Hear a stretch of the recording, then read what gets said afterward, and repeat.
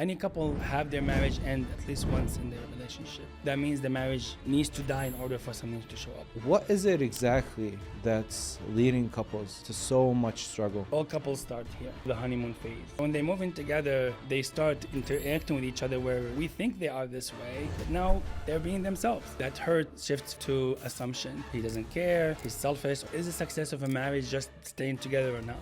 If marriage is just to stay together, what is the point? So what is a successful marriage in your eyes? If two people are on the same page all the time and they're not having conflict, I would imagine something is off. A lot of people start marriage being fused. They feel like they have to be the same. And to be successful, the ability to separate two people, to have different identity and to have a bond in the middle that's healthy. And I kind of want to dive into the environmental factors. We're going to go through them one by one. In-laws. the parents are coming into this picture thinking that they're inside, not outside. They are outside. It's a new family. Things get close to divorce because of this. How do we heal? What is really important to healing is to feel heard. Can relationships heal after an affair? 100%. That work is the hardest. That person is in a betrayal trauma because their world is flipped upside down. The 4 Horsemen are 4 communication styles that are proven to be ineffective. If they are in a relationship, there's 90% chance they're gonna separate or they just live in misery.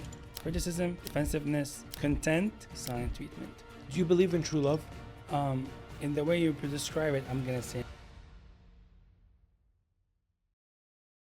You know, one thing that I realize is when you get older and you get to know someone and you get engaged and married and you move in together, no one really tells you about how that life actually is.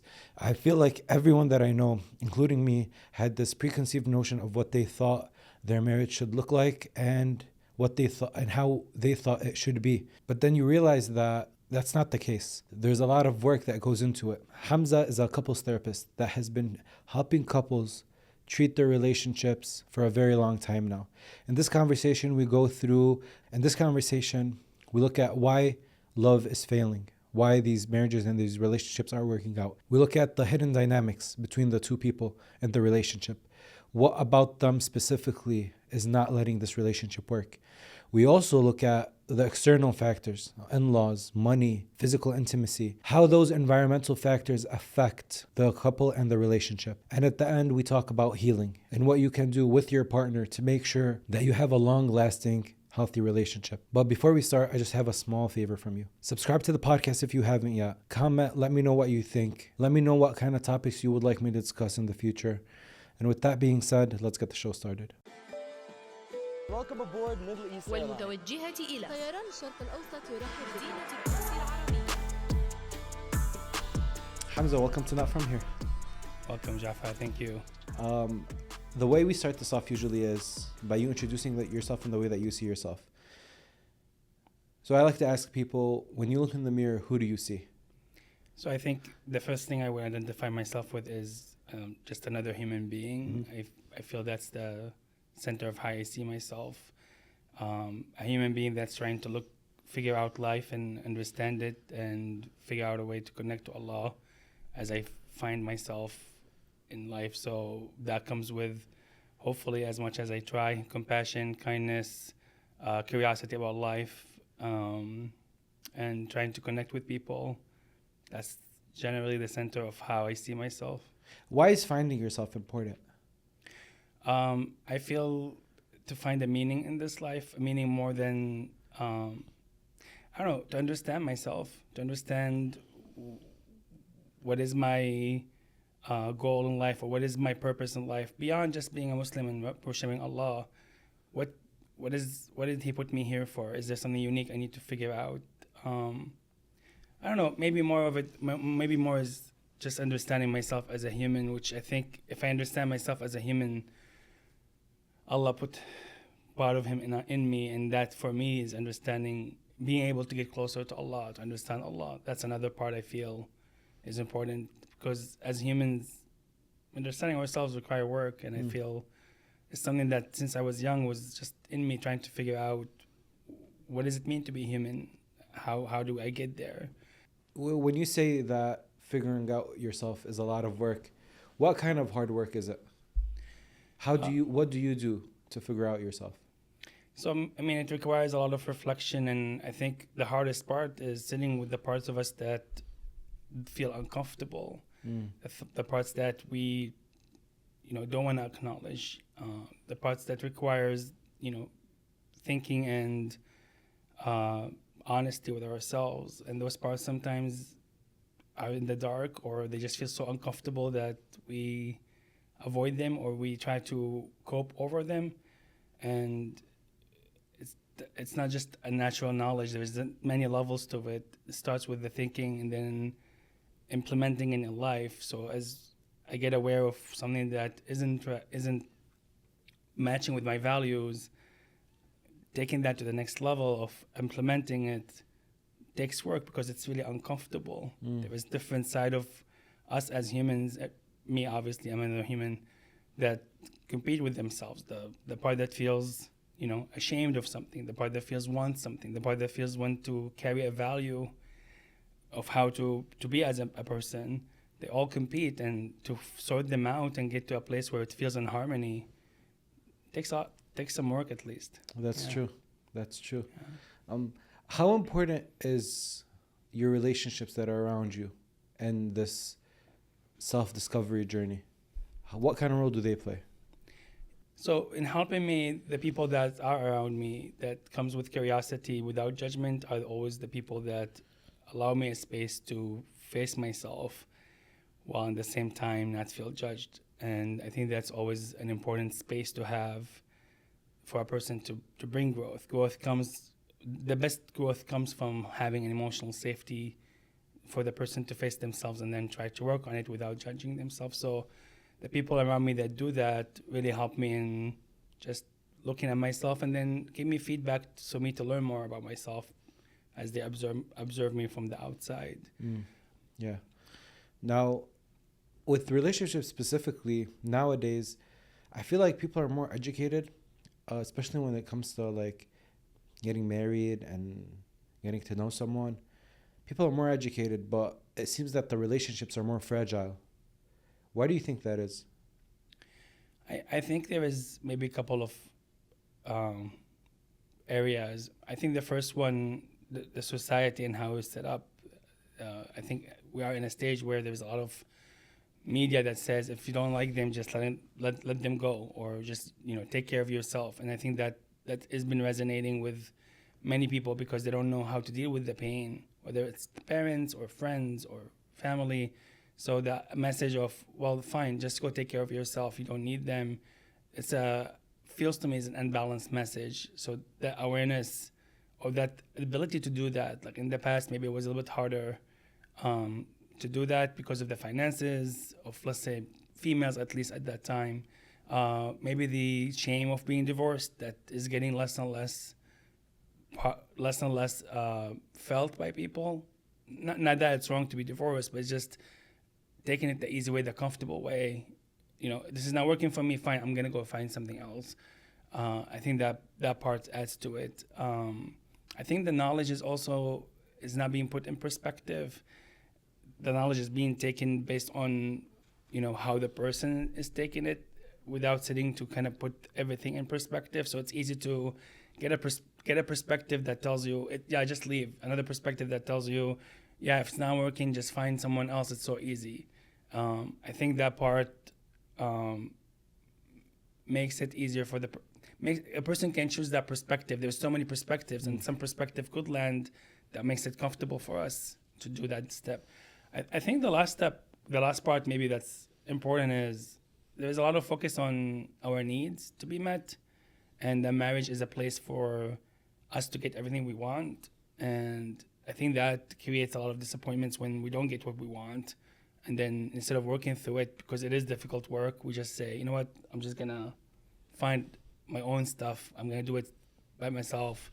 I don't want to do this. And being able to be financially independent, I think making it easy as one factor of, that would be my thoughts. The original time we spoke, you told me, Jafar, I work to get fired. Right. Right? Why do you have that philosophy? I think everybody, as a human, is capable of figuring out things themselves. Everybody has the potential within themselves, to be able to take care of themselves, being able to deal with things in an effective way. I am not meant to be there in their lives for the rest of my life or their life. I'm a companion in their journey. But when they get to that place, to be ethical in the way I'm working with them, I have to believe that they are able to do it alone. So me having that perspective help always keeping that in mind helps always making my responses and my work with them to be more effective and more in place, because the final destination is I shouldn't be here. How do I pass the torch? Or actually, I'm not even passing it. I'm reflecting with them to the point that they get to feel that things are in control within their own selves. They've grown enough, they've done their own work enough that they can do it alone. And then for just them to say, you're fired. And it just makes sense, yeah. Does it ever happen where the firing comes when they decide to depart? Like, do people depart after couples therapy usually, or is it always positive? No, I mean, couple therapy isn't. As a therapist, when I come into the room, it's really important for me not to have in one direction whether this marriage has to work or not. We're coming in to reflect with two people, to be there present with them, to find their way. So definitely sometimes as they grow, actually, that growth itself leads for them to feel more distant or to feel that this is not the right place for me. And they, with all cordial agreement, they just decide to go different ways because they're not aligning. And sometimes they keep trying and then eventually they don't get to a place where things feel right and they just decide to separate. So there's no one outcome out of this. It's all depends on the work the person puts in it and what is the conclusion they make out of it as they grow and understand themselves and each other. I was thinking about this because first while I was prepping for this, my original question was, are the people here that go to couples therapy or that are having trouble in their relationships doing that because there's a kind of tear between culture and their faith and like this modern world that we live in? But even when you look back home, the relationship problems are almost the same, if not more, So what is it exactly that's leading couples to so much struggle in their relationships? I think the if I want to simplify it, I would say people haven't worked on themselves to grow, to heal. We all have wounds from our childhood, and not working on that to heal from that will eventually make it show up in a relationship. And when it shows up in a relationship, then the dynamic is not healthy. I would say that's the main one I would say is impacting people. How do we know how much was their divorce in the past? I think maybe what I'm trying to say is in the past there is one clear image of what marriage is. It was set. This is marriage. Your role is this. Your role is that. And I think there was some limitation with the finances that makes it harder for also finances and the social pressure for a person to take a step out. In both directions in a way. I think that's not there anymore, making it easier for the conflict between two, which could feel really difficult and heavy, to eventually say it's just not for me. There's less social, stigma in making divorce. And there's more of a let me find what's right for me. So we have more options. Yeah, we have more options, and it's easier to choose those options, and it's more normalized, versus in the past where I think the pressure made people stay. I mean, maybe an important thought is the success of a marriage just staying together or not? That's a good question. If we're defining it by staying together, well, people have stayed with each other where there is oppression, and again, both sides in one way or another, or conflicts and dynamic that's really hurtful and disruptive, and does that mean it's successful? I guess that's something for each person to decide. From my perspective is, if marriage is just to stay together, what is the point? What does that mean for two people to just stay together even though they're not feeling happy or close? So what is a successful marriage in your eyes? I think a successful marriage in my eyes is two people being next to each other. So the way I would describe it is, a lot of people start marriage being fused as they feel like they have to be the same. And to be successful, It's the ability to separate two people, to have different identity, to see themselves as two different people, and to have a bond in the middle that's healthy and built on effective communication and no judgment and vulnerability, curiosity, effective, compassionate communication, empathy, plus other stuff. And then for them to be next to each other, helping each other grow, assisting each other to grow individually as they, through that connection between them, give feedback to each other. It's like, I'm committing my life to you for the rest of my life, so I have somebody that I really trust, that they're gonna tell me what I need to work on, or tell me their observations for me to choose in a safe environment. What do I want to work on to be the best version of myself? But they're next to each other, not fused with each other, but just walking this life next to each other as they figure it out individually. And that in itself create a really strong bond. I think defining marriage with we're there just to make kids, we're there just to be intimate, we're there just to make more money, support each other, sometimes feels to me is missing a bit of a deeper meaning of what marriage is about, because all those stuff in a way could be gotten from someone else. Interesting. Yeah. Because a lot of people would say, I want to just be married to get married. I don't want to stay single. A lot of people say, I want to get married just for the kids. And that's what's most important in life. So especially those two that you mentioned, a lot of people get married for those reasons. So you think those reasons are a little shallow for people to get married? I wouldn't label it. Okay. Because that means I'm judging someone. True. But maybe my thought is, that's not the point. right. If you're committing your life for another person for 20, 30, 40, 50, 70 years sometimes, just to get kids. Well, kids is gonna leave after 20 years anyway. Mm-hmm. If the center of that bond isn't just two people wanna connect, maybe mawadda and rahma, connect in that way, then how do you think this is gonna work if the focus is on the kids? I mean, it's so interesting that even having the first kid is the most difficult time in a couple. It's actually the most stressful event in a couple, in a marriage or relationship. It's because it creates this dynamic that I think the center of it leads to two people feeling disconnected on some level, and then finding the escape or the place to get what they want from the kid. And then when they do that, each of them feel, whether rejected from the other one or abandoned, whether a mother just focusing on the kids every day, or a father that will take care of the kids just because that's what he feels is making him feel connected. And that creates a really big, gap between them as one of the biggest event, the number one event of two people disconnecting. And actually a lot of betrayal happened in that time. Really? Right, yeah.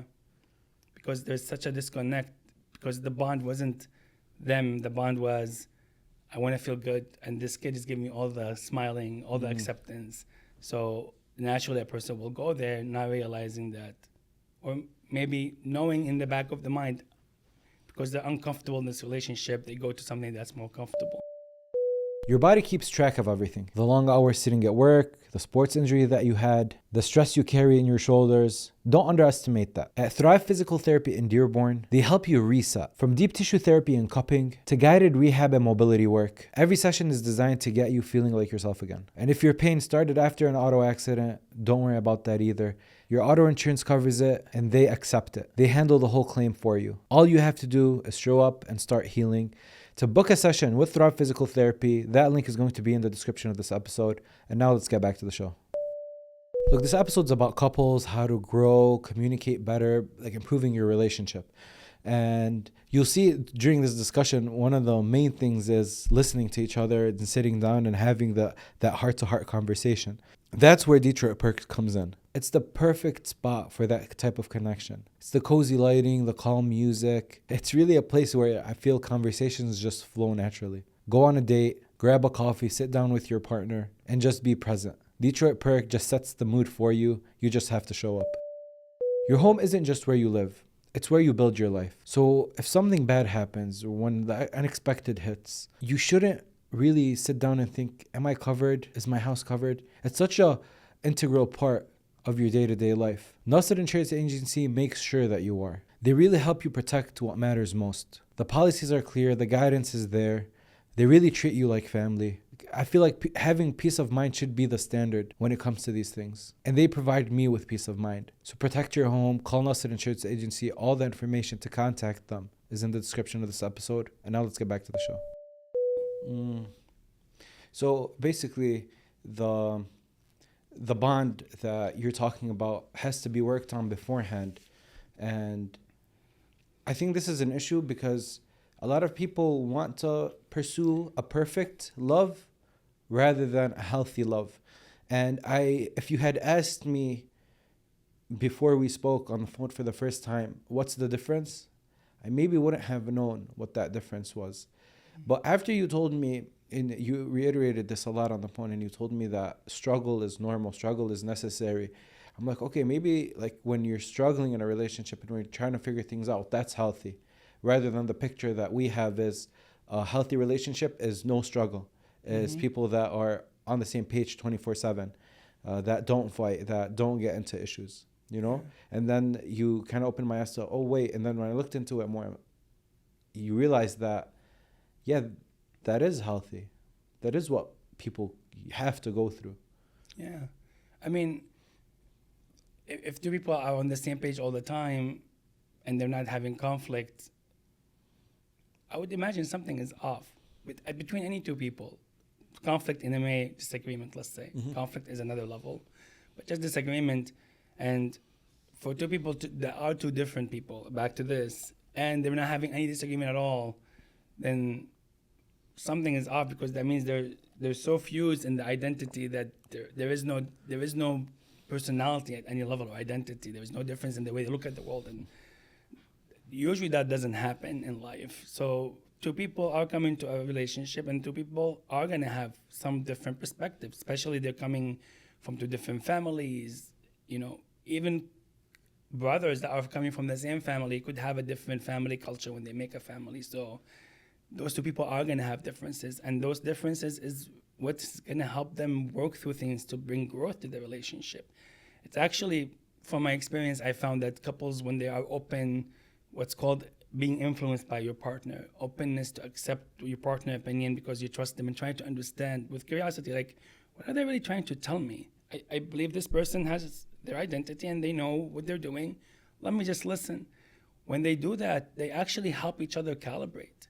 They calibrate each other's ineffective patterns, because they start, one is on one side, the other on the other side, and then they start looking at each other like, oh, I can see how that is helpful.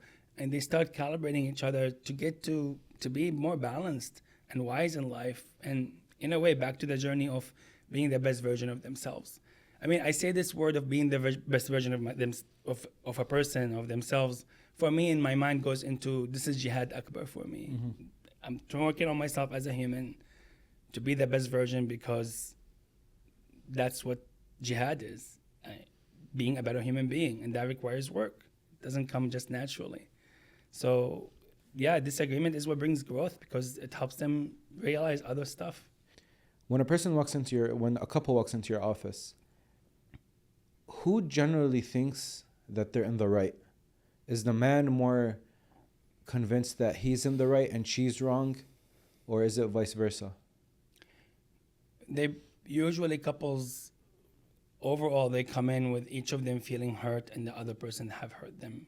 And from their perspective, from their reality, they do believe that the partner is at fault, and that they have done everything to make this work, but the partner isn't responding. And usually they, at a good amount of time, they have a lot of assumptions about the other person. You know, if I want to summarize how marriage goes in, like, a big picture to lead to this, I would say all couples start here. They start really close, what we call the honeymoon phase. They're coming curious about each other. They're coming trying to say, oh, this person's going to make me happy. They look at the other person, and based on their worldview, they analyze who that person is, and they make a conclusion of, oh, this person is going to be, loving, caring. They're going to give me this and this. They make their own conclusion of who they are. So that's the phase of where things still in the beginning where there haven't been any responsibility or big situations to create conflict, then usually the first point, you remember how we said the most point that the conflict happen or disconnect happen is when the first child come in. The second one in intensity is when they move in together. First one chronologically, but second in intensity. So when they move in together, then they start interacting with each other where real pattern shows up, because the person is that person. We think they are this way, but now they're being themselves. So we start getting hurt. So for example, somebody that likes to go out a lot, somebody that doesn't like to go out a lot, right? When they first meet, they get excited, like, oh, I like this person. They go a lot. I can see how that's nice. I would like to do some of that. And the person that does go a lot out might say, maybe it is nice to stay home sometimes, to feel a bit structured and, just sit and cuddle with my partner. They start with that curiosity to understand this other person. Maybe I can learn something from them. That's that, right? Now, when they move in together, the person that, if two people haven't worked on themselves, they eventually, based on the interaction with each other, the person that feels that, the person that wants to go out, they keep going out, and the other person that maybe hasn't got there or isn't interested as much start feeling like, oh, can you please not go out? I really makes me upset. Or, I feel like you don't care. But they keep going out because they want to do that. So now it's switched from something that they're interested about to something that is hurtful to them. And with time, that hurt shifts to assumption. He doesn't care, he's selfish or she's selfish, they don't care for me. These assumptions, because there is no other way to make that conclusion. There is no effective communication to understand. So it leads to conclusion. And the same thing with the person that goes out, starts saying, oh my God, this person just want to tame me. This person just want to control me. Why do they want me just to stay home? I want to go out, I want to enjoy. So what was in the beginning a place of, oh my God, I can learn something from this, turns into a hurt. Especially that a rule of intimate relationships is that unintentional hurt is just part of it. We are unintentionally going to hurt each other. Somebody walks into the room, not saying, Assalamu alaikum, for example, while this other person expect that's the way you respect each other. But this first person has no perspective that way in any way or shape or form. So they're just walking, taking care of themselves. Maybe they're upset. But this other person registered as, oh, they don't respect me or they don't care for me. There is no communication to clear it out. So each one from their own perspective keeps making conclusion of those behaviors, and they get repeated until that, with different events, stressful events, and keeps them drifting. And as they drift apart, more assumptions comes in, and then more easily they are triggered. That gets to a point where the simplest thing is a trigger, because everything now has a meaning. Everything goes back to the assumption. Oh, he's selfish. There is a lens now, confirmation bias. He's selfish. She's controlling. All of those terms that people put. And they come to the meeting somewhere or another. They come somewhere here. High conflict is right there. Less conflict, but usually they have already made the assumptions because they're already fused in the way they interact. They can't see themselves as two people. Like, he's walking in, can I ask him with curiosity, like, hey, it hurts me when you walk in and you don't say hi, or assalamu alaikum. Can you tell me what's happening with you? Oh, I was just, in my own mind, I was stressed about something, so I just didn't even notice it. Having that discussion allows to clear things up, but it's not there, so they keep adding more and more assumptions. Sorry, I said a lot. I don't know if... We're married to the idea of the person, it looks like. 100%. So when we get married, I have an idea of her, and she has an idea of me, and we're both married to that idea, but that idea is not the full picture. Right. When we move in together, we start actually getting the whole picture of the person. And then as far of that picture in reality is to the image or the idea that we had of them, the more the tension. Right. And the more repeated it is, the more the tension, because we get disappointed again and again and again. And it's not even we see the real picture. We experience the real experience because we experience that person as they are, but we're making a picture based on our own worldview of how we look at the world. So we start with an assumption about them in a way, or like an expectation of who they are, because of how we saw their interacting. We made a conclusion. We saw the information, went through our worldview. But our biased worldview, no? It's Right, who we because- want them to be. Right. You're right. Based on what we're looking for, what we feel that we want in a person, and the behavior that for us gives us that conclusion. So we make that conclusion. But then we experience them, and their behavior, again, information, go through our worldview again, the same system, and then it start making new conclusions, which usually based on hurt, eventually leads to assumption. A lot of them say, like, that's not what you told me who you are. When we first met, well, yeah, when you first met, there was some curiosity. You're still curious because this person is new. But eventually, as you get to be together more and more, if curiosity isn't a natural thing or something that a person is working on, to really get to know that person, what they mean by these things versus what I think they mean, without that curiosity as part of the relationship, eventually you're gonna drift because each one is making their own stuff. There's no understanding. There's no right or wrong in relationships. There is no one that's wrong. It's never his or her fault. It's always a dance between two people. They're contributing to that, what we call the conflict cycle. Everybody's contributing. They're dancing, and then the dance isn't effective. They're stepping on each other's toe, but they don't know how to talk. They're not talking in a way to make it more smoother. So instead of saying, "Oh, my toe hurts, being stepped on," you step on my toe. I can't believe you do that. Now criticism. No, I didn't. You moved your leg. Defensiveness. Now they miss each other already. There is no chance of like, hey, I got hurt when you did this move. I want to understand like what happened for you to step, or what happened for that to happen. Oh, I didn't really mean it. I thought you were looking at me and I thought you want me to do this move, so I did it. So by accident I stepped on your toe, but I didn't intentionally really mean it. That discussion with curiosity and without judgment will eventually lead to understanding, which what couple first realizes and when they decide to work together in couple therapy or marriage therapy. Yeah. So. And I think something that comes after that is, let me fix them. They're not the way we want them to be. So let me fix her or let me fix him. I'll tell them how they're supposed to be. Mm-hmm. Do you see that?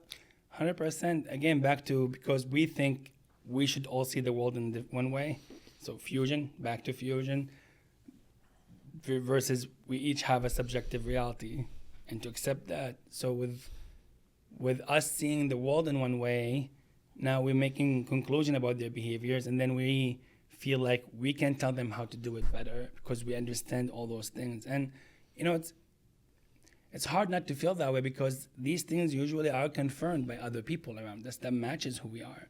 Like sometimes couples will say, I never have any problem with anybody but that person. And I ask, well, wait a second, anybody else in your life that you had a problem with, maybe similar to this, where would they be in your life right now? Oh, I would never be their friend. I'm like, sure, you're not their friend, you're able to leave. But this one is a marriage, you're not able to leave. And that's why you feel stuck. Just because the people around you have confirmed the way you do things, it doesn't mean that's the only way to do it. You just chose to be around those people.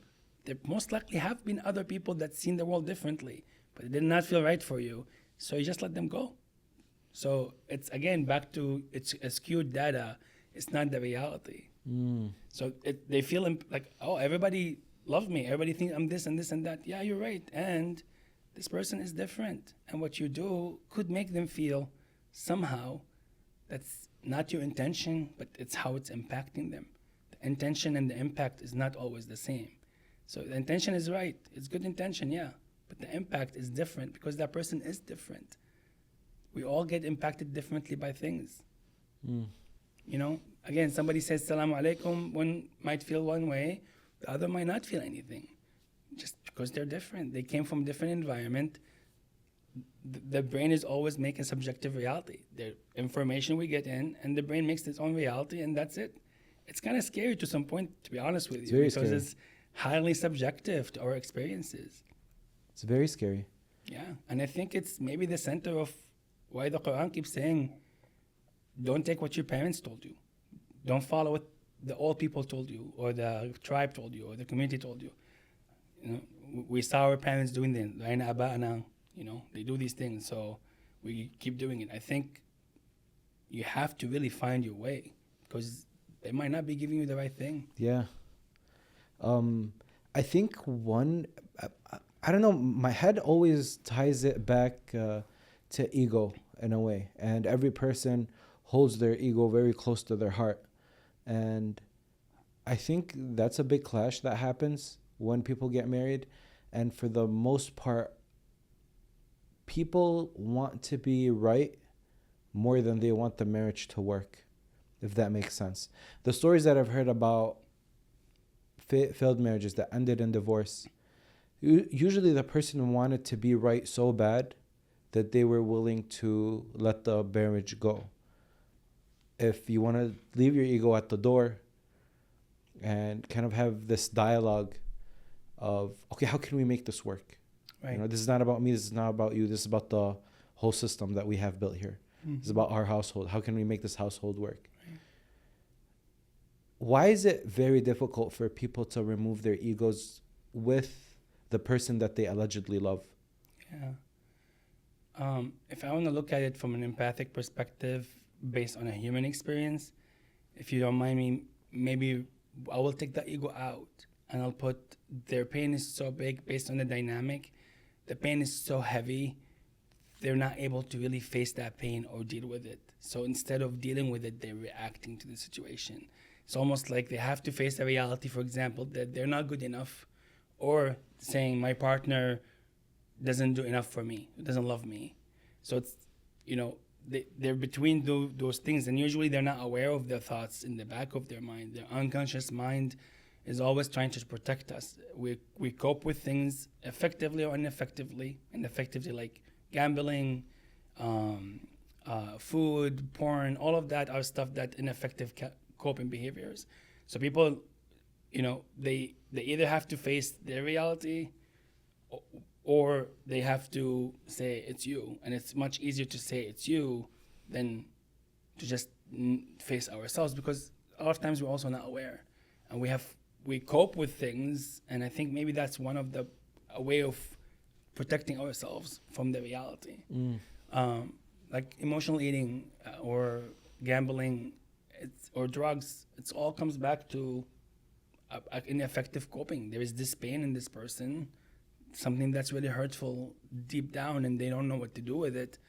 And this is one way to overcome the pain, by feeling something good, because of otherwise it's just it's really hard to deal with. So I'm not sure if it's in a way an ego based. I mean, does that resonate? It's not like that it's the wrong word. It's just if I want to look at it from an empathic perspective, I would say this person is such in a pain that they're not able to just put things on the side and say, let's work on the relationship. Especially that most likely the dynamic is leading to that other person telling them, whether with criticism or attacking them, you're this, you're that. So they rather just not go there. If they have effective communication, it might be easier to face it. It does sound difficult if someone's having these inner demons, like you said, like the drug or porn or whatever addictions they might have, and then they're in this relationship that's not working out, and the other person's making them feel hurt. It's very easy to point the finger, be like, right, I'm the way that I am because you're 1, 2, and 3, rather than saying, you know what, maybe I'm the problem. Maybe I should work on myself. Yeah, and I think the world also teaches us how to look cause and effect. Yes. How to look at this caused this, and if somebody did something that made us upset, it's not really that they made us upset. Their behavior, based on who we are, we get upset, and that's a different concept. And so it's almost like back to the Salamu Alaikum, right? Salamu Alaikum is there. One will feel respected, but that same person will feel disrespected if it's not said, right? It's not about the Salamu Alaikum, because that Salamu Alaikum impact different people in different ways. So it's about me or that person being in that environment where this kind of behavior makes them feel trigger something within them, or activate the feeling of disrespect. Wow. Not being disrespected, the feeling of disrespected. It's internal feeling, they feeling that. So, but the world always teaches us, you do this, that's the cause. You do this, you did this, that's why they're upset, or they yelled.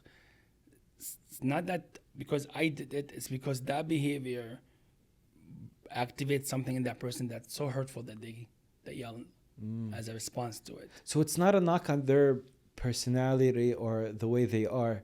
It's just, like you said, like this behavior will affect different people in different ways. And it so happens to be that you're the person that reacts to this behavior in this way. Right. But they might do something else that another person might feel very offensive, that you feel like, this is whatever. Right. Like, this is okay. Right. Ah. And that's where the idea of, or the dynamic of, oh, you're too sensitive comes from. Somebody does something and the other one react, and this other person says, you're so sensitive, what's the big deal? Yeah, for this person, it's not a big deal. For that person, for whatever reason, it is a big deal. And for the first person to come back with curiosity versus dismissal and invalidation, again, back to this. This is, why are you doing this? My worldview tells me this is not a big deal. And this is, oh, whoa, wait a second, this person is different. What is going on? I'm really sorry. Something happened. Not I did this to you, but something happened that made you feel that way. My behaviors, for some reason, made you upset. Can you tell me what's going on? What happened to make you feel that way? That curiosity allows to really know that person versus assuming who they are. So people go to, you're sensitive, or whatever a person will respond to. Yeah. You're too sensitive. It's not that serious. This is too much. Right. Not that everybody, all of us eventually will have a situation where they react. And that person that's saying you're so sensitive, not realizing that when they react, for another person, it might be too sensitive. Right. For them, right? But they feel because their worldview is so intact, they think, oh, they're justified in reacting. Eventually, it's all a tender spot in us. We all have tender spots with all the good intention of our parents. Back to the same idea.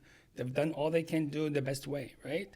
Yet, the way we received it, the environment around us made us make conclusions, and those conclusions get carried. Some of them are hurtful conclusions, and those wounds are still there. They're not healed yet, and our partner's reactions activate them. So we all have them. Nobody is sensitive. We just have different wounds. I don't know. Maybe I can share. I think there is a personal experience that could be helpful in that.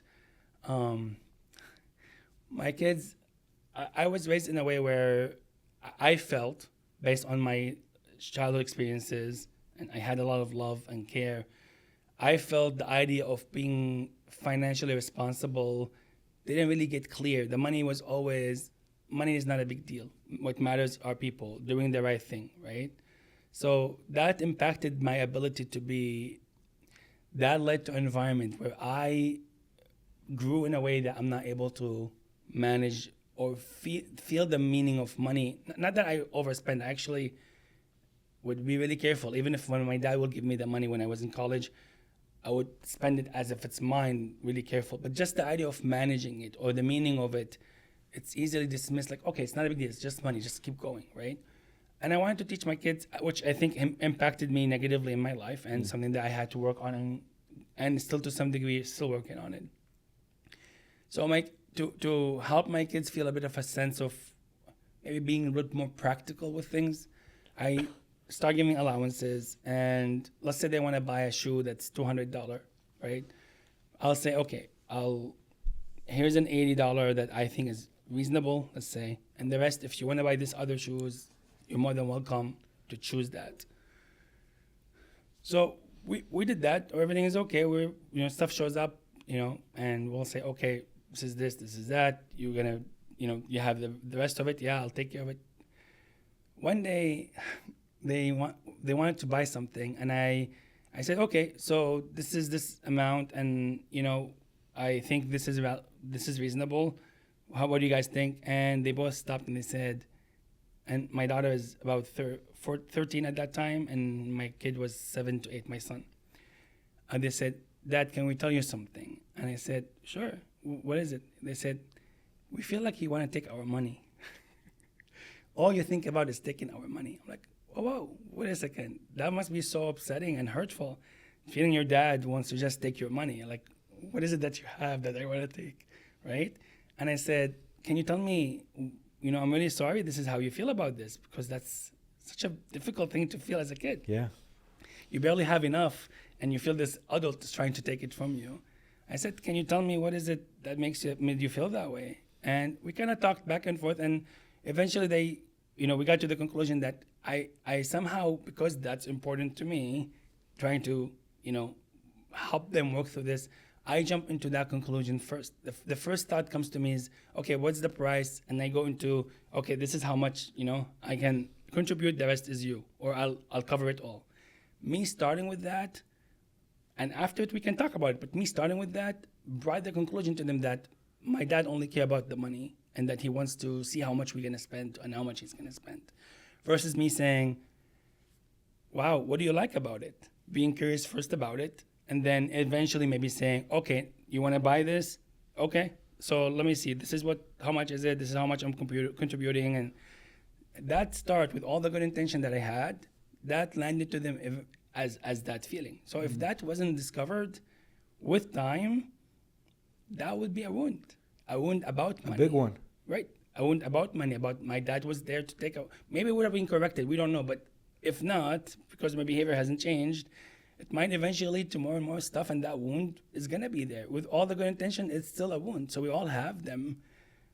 It's going to show up in their relationships with their partner when money is, unless they work on themselves, it's going to show up. They're going to get activated. And it could be really simple. Like, oh, you're working, I'm working. Let's put the money in the bank together. Why are you asking for my money? Why do you want that same feeling could show up? Yes. So it's gonna come up in different ways because it's already there. It's gonna get activated. Wow. Yeah. Yeah. So And then they'll grow up and they'll be like, Dad only wanted. It would kind of like be confirmation bias in a way, where one kid would be like, remember what Dad used to take our money a lot, and then the other person would be like, I realized that, dude. I realized that too. And then that kind of gets solidified in their head that Dad was trying to take our money. Right. And that's the norm now. Like, that's the standard that they go through life with. right. And the conclusion of, if possibly went deeper, the conclusion of, if the person that loves me won't take my money, now I gotta be careful. Everybody else maybe wants to take my money. I should be really tight with my money.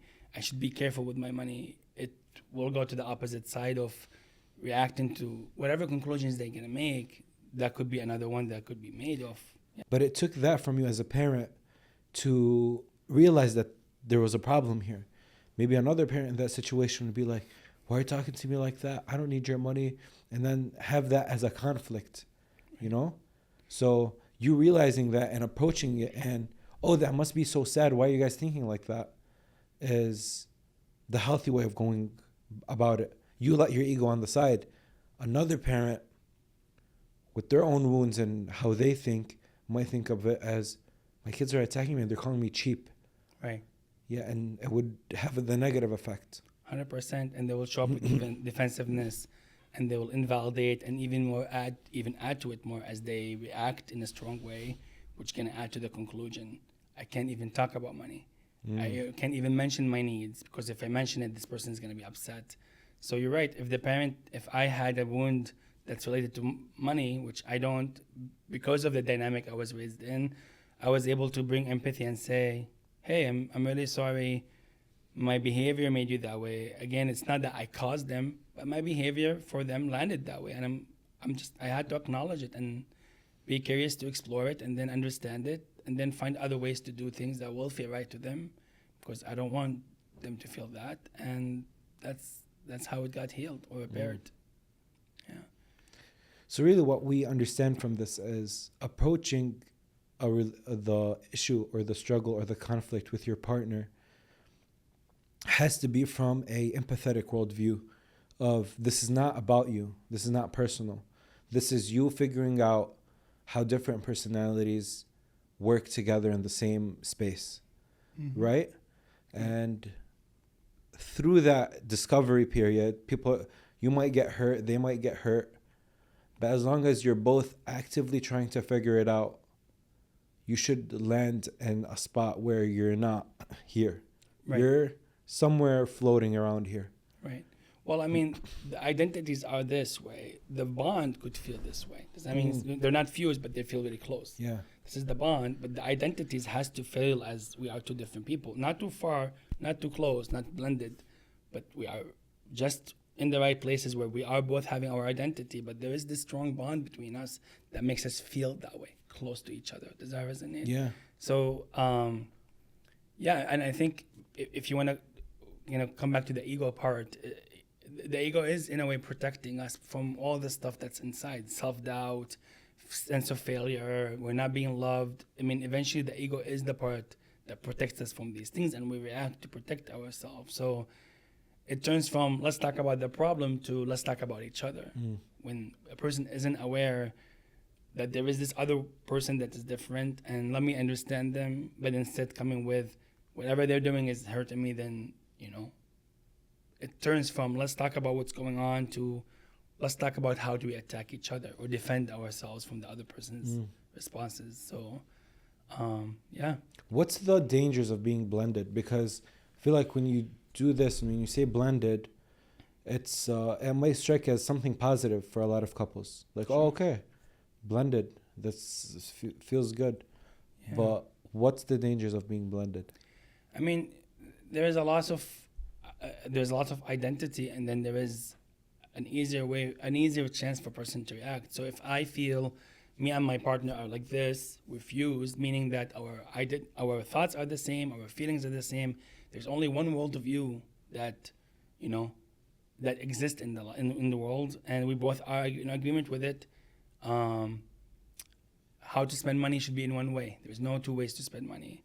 How to have leisure time have to be one way. There's only one way to do it, and usually the way of each person, the way of their family, what they were raised and they believe. So having a fusion does not allow a chance for even communication.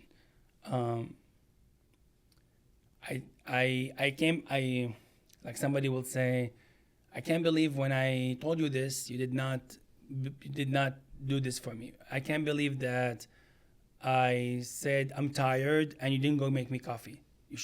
Expectation of they need to read my mind because We're blended. right.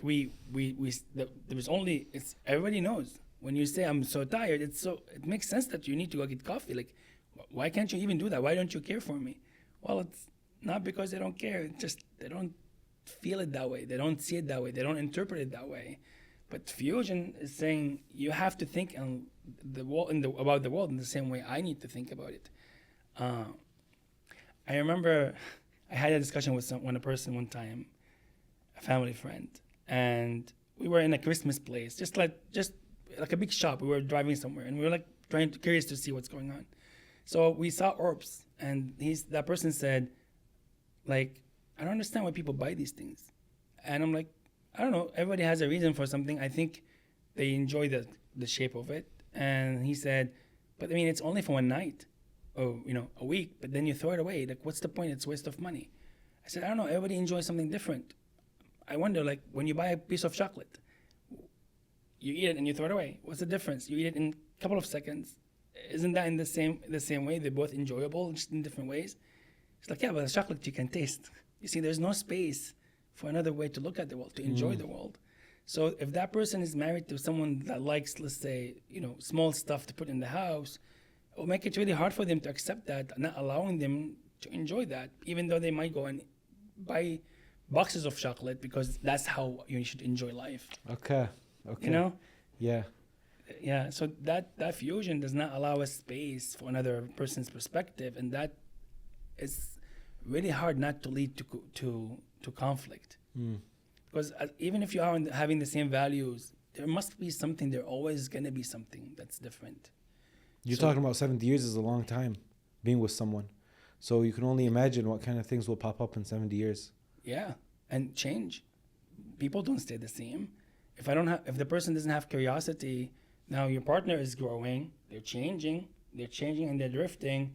I'm not curious to understand who that person is. I still think that they should be the same all the time. Well, people change in a year, 2, 5, 10, 15. We're changing all the time. We are going through different developmental stages in our life, and every stage brings specific questions. A person that has a married to a person that is happy all the time, eventually that person faces difficulties, and let's say they go depressed, then this person goes, I don't understand why are you so gloomy these days? It makes my life miserable. Can't you go back to where no, you can't go back.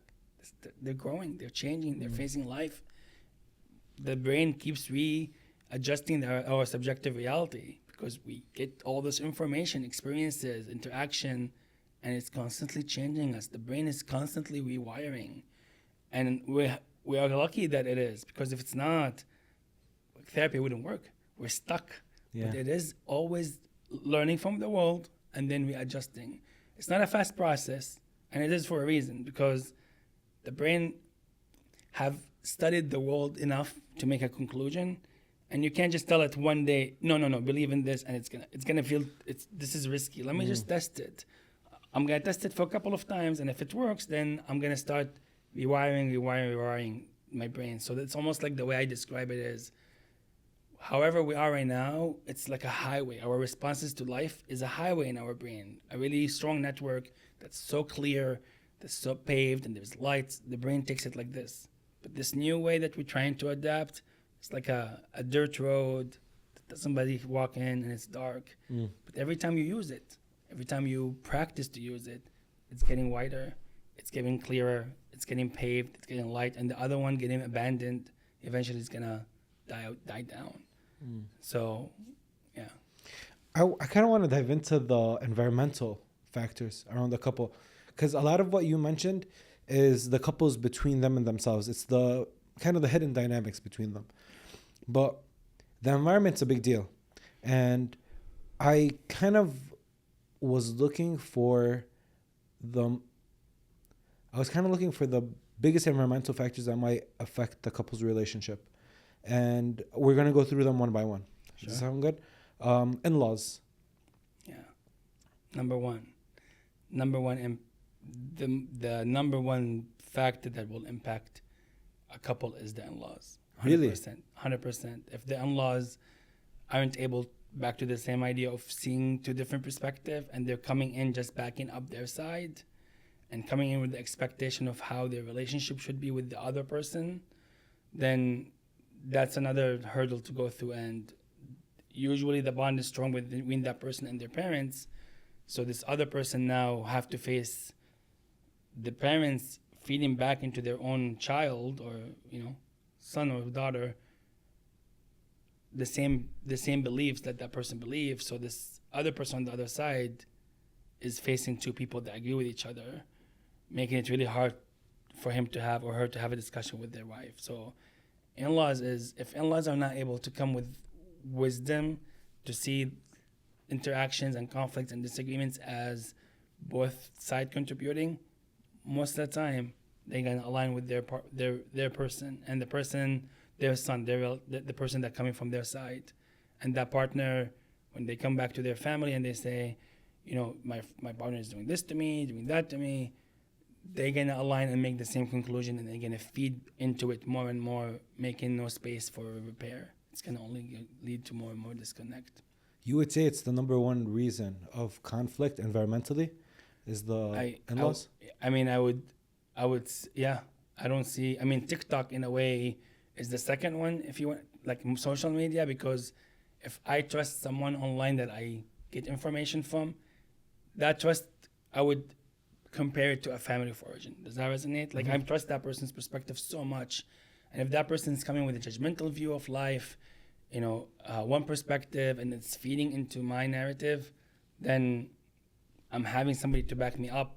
Oh, I'll say in the conflict, the person will say, yeah, this Dr. Mommy said this in TikTok. Now I have somebody to back me up, which leads to more conflict, because now I'm not able to listen to the other side. So unless the source that we trust is able to see both sides, I actually tell couples from the beginning, you got to cut all of them off. Like, if anybody that when you talk to just comes and back you up, that person cannot be part of the repair. That person, you need to stop telling them information. Okay. Friends, family, they need to be out of this, because they're not going to help you repair. They're only going to help you feed into the cycle. Let's paint this in-law picture for a second. So the person is emotionally loyal to their parents, right? I'm pretty sure that every one of us feels that we owe our parents a lot for everything that they sacrificed for us, for everything that they gave us. And then this new person comes in with new dynamics. We were just finished talking about the ways that you and your partner have to adjust to each other, let alone your partner and your parents also adjusting to each other. And then there's conflict there because I am aware that I need to adjust to my partner, but my parents might not be that aware. Yeah. You know, our parents' worldview is a little more difficult. You mentioned that you shouldn't be looking at what your parents did. You should evolve beyond it. So what are you seeing exactly? Like, what are the problems with the in-laws exactly that you've been seeing? You know, if I want to summarize it, I would say meddling in the business of the partners. So I mean, we are individuals. The partner come, then we have a unit, right? And then you have different units outside that we need to have a healthy boundary with to allow for healthy communication. It's almost back to this in a way. The family of origin feels this way with their son or daughter, right? So now you have this unit, but this person is like in the middle. And now everything they're doing is feeding into the relationship, disrupting the relationship because they're not coming to help them connect. They're just coming from whatever is being activated by them as a person, and they're coming in reacting to the situation that's happened between the couple. So a self-doubtful father-in-law that his daughter-in-law doesn't say Assalamu alaikum might start saying, she's so disrespectful. I can't believe that she does that all the time. And then, son, you have to tell her she needs to respect me. Son, I can't believe you're letting her not disrespect me. What? Like, I'm your dad. I'm feeling disrespected. You got to do something about it, right? So now there's the conflict between the couples because the parents are coming into this picture thinking that they're inside, not outside. They are outside. It's a new family. This person is making a new family. They're not with you anymore. I'm not saying not to connect. There needs to be connection, obviously. And whatever the parents did, you know, makes sense for the person, the child, to appreciate that because they did their best. However, these kids are going into a new family. They're making their own. And that changes the dynamic. And I think expecting that, no, my son should be, or my daughter should be exactly the same. And my expectation has to be, you know, met and without consideration to what they feeling, the son or the in-law, daughter-in-law or son-in-law. It brings a huge conflict. It creates triangulation, three people trying to, or three entities trying to work through things where the expectation is just so fused, allowing no space for the new person. It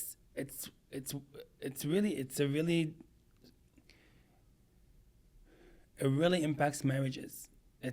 I rarely see a couple where they don't say, especially from Islamic and Arabic community, I rarely see that don't say, the having a history with a lot of struggle, especially in the beginning, from the family of origin. It's really impactful, and I think it would be really helpful for parents to take a step back and reflect, why am I asking for these things? And how am I impacting my child's life as they come in with, this is what needs to happen? Things get close to divorce because of this. It's really hurtful because the parents also come strong, especially coming with the weapon of the Islam. We're our parents. They weaponize it. Yep. It's a weapon that goes with, in the Quran they tell you just do anything we say. Well, I don't think it's just do whatever they say. It's give them, be compassionate, be merciful, be patient. I don't think it means agree with them all the time. Especially that even the first verse before that, and I'm going to Quran, I'm not an Islamic therapist, but I mean I incorporate Islam in my work with couples. I put bits and pieces just like that, but I'm not centered on that in a way. The verse before that is, when they are older and they come to be with you, be patient with them, be merciful to them. It's not all the time. And I really think that misconception allow no space for anything else, but you have to listen, even though you're going to hurt another person. I mean, I had a family where they treated the female as a servant for at least 6 years. Like, they will eat before she eats because she's The other. Yeah. So from the start, you're here to be with us, to serve us. We eat, then you eat. I'm not saying all of it. First of all, I'm not judging anybody. Obviously, they're coming for wherever they're coming in. There is a reason, and for the behavior. It's difficult not to judge in that situation. Right. But I'm not judging because, I don't know if I'm not saying better or worse. Everybody have their experiences. That is where they are, and that's what happened. So it's not to judge it, but just to feel the pain that somebody could experience with feeling that they're just serving them. They eat, then they clean. You clean, and then then you eat. Again, it could feel extreme, and it's not always like that, but it's really hurtful how much pain could come from that. And that was the center of a lot of the work with those couples, because there was so much pain, and the other partner was stuck between what felt to that partner is him dismissing his parent, dishonoring his parents by saying, oh, they made a mistake, or between that and being empathic to his partner, his wife. So being stuck in that brought out defensiveness, invalidated the person more and more. All she wanted is for her to hear, like, I know that was really painful, and I'm really sorry that happened. Not even like my parents are, this and this and that, because there was no need to judge them. Whatever they did, they did. The behavior is what she felt, and she just wants to hear that he understands it. That's all. And it was really difficult to get there. It took us more than a year and a half to open that.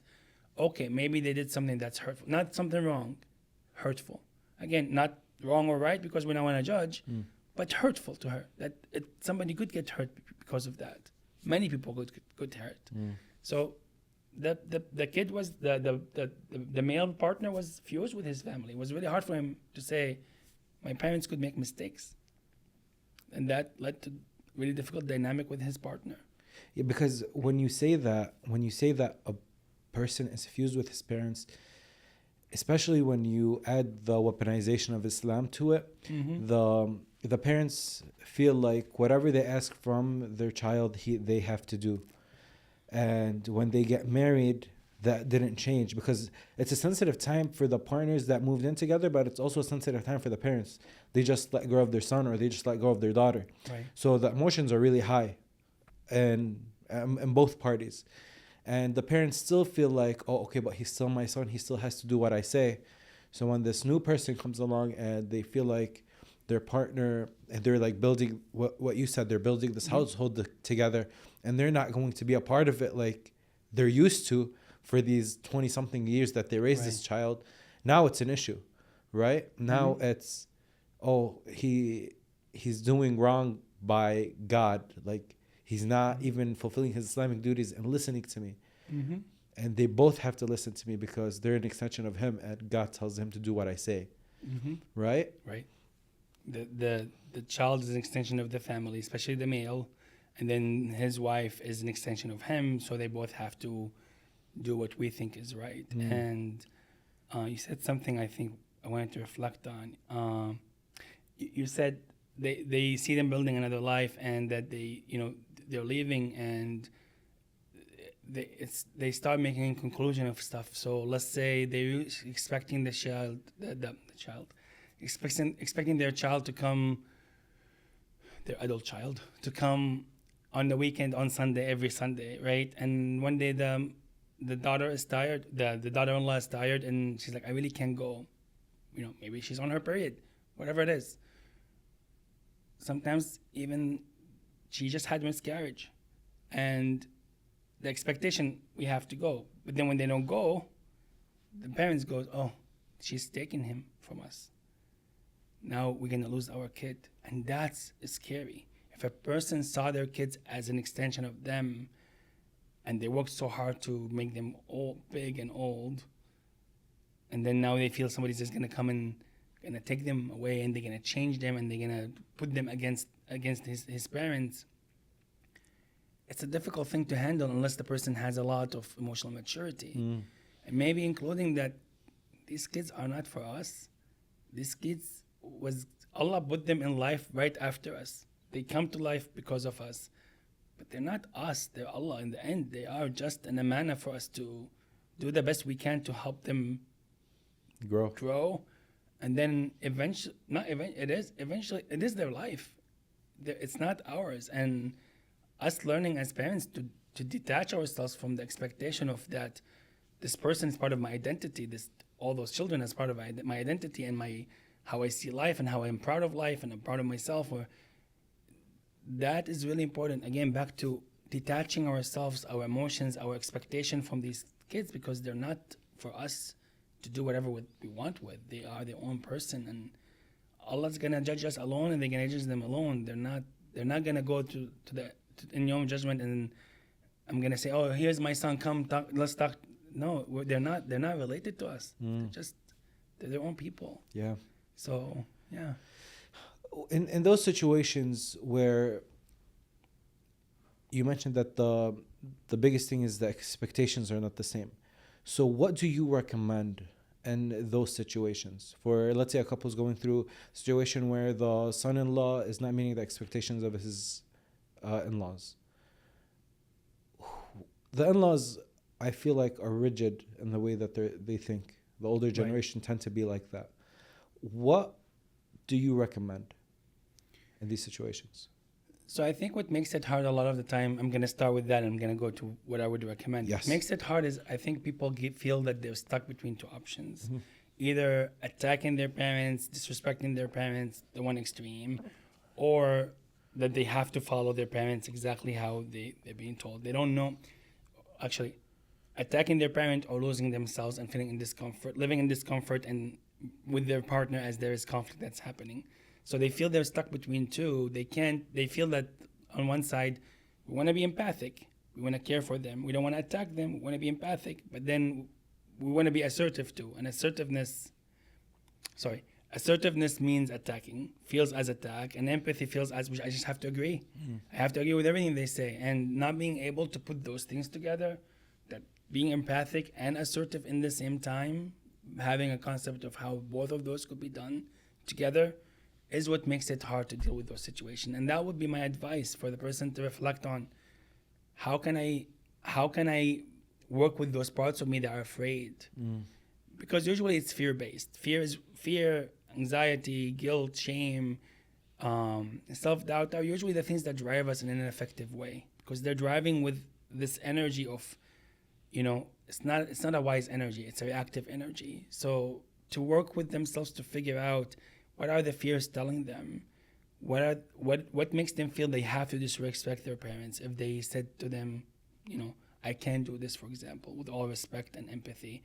And how can they be empathic and still not having to agree all the time? That being agreeable doesn't mean being empathic. So to reflect on those two parts and try to reconcile them together, where a part of you could show up, where you can be empathic and assertive in the same time. And that requires a bit of a reflection also on the expectation. If my parents told me I have to do this, do I really have to do this? Is it really disrespectful? Does it really go against the Quran? There have to be some challenging to the internal part of us that's afraid, to be able to come with a new perspective that allow us to put those things together. And I've seen parents react to this in the beginning, but eventually they'll hear the message and they settle down. Because before, the message can't get carried out clearly, because the child is either coming with agreeing or coming really strong. So there is no place to have a complete connecting, empathic, and assertive clear. There is no place for that. The kid is afraid. They're trying to talk, but they're saying in their heart, oh my God, I'm feeling so guilty. This is so bad. How is a person going to shape words and energy in a way that could feel connecting if they're afraid and guilty, or even could feel that they're standing up with clarity if they're feeling guilty? It's hard to put those things together. So working through that would be really important for them to be able to do that. I don't know if You did, but I'm waiting on your recommendation. Oh, okay. So, maybe what I'm hearing you say is like a practical, like what do they do? And like a couple is listening to this right now and they have problems with their in-laws, the daughter-in-law or the son-in-law. There's conflict. I think my first advice is don't take sides. As a person, take a step back and say, okay, how does it all fit together? Everybody is hurt, even the parents. They're humans. Yeah, maybe they're reacting, but they have their own hurt, including like, let's say the idea of my child just left, I'm gonna lose them, right? Starting with that, for example, if that's the feeling they have, like if we're empathically trying to reflect on everyone, understanding that the parents feel that will make the person start with, hey, mom, dad, I love you. I'm never gonna let you go. You're so important to me. And whatever happens, you will still be part of my life, and I'm always there to be there for you, protect you, take care of you.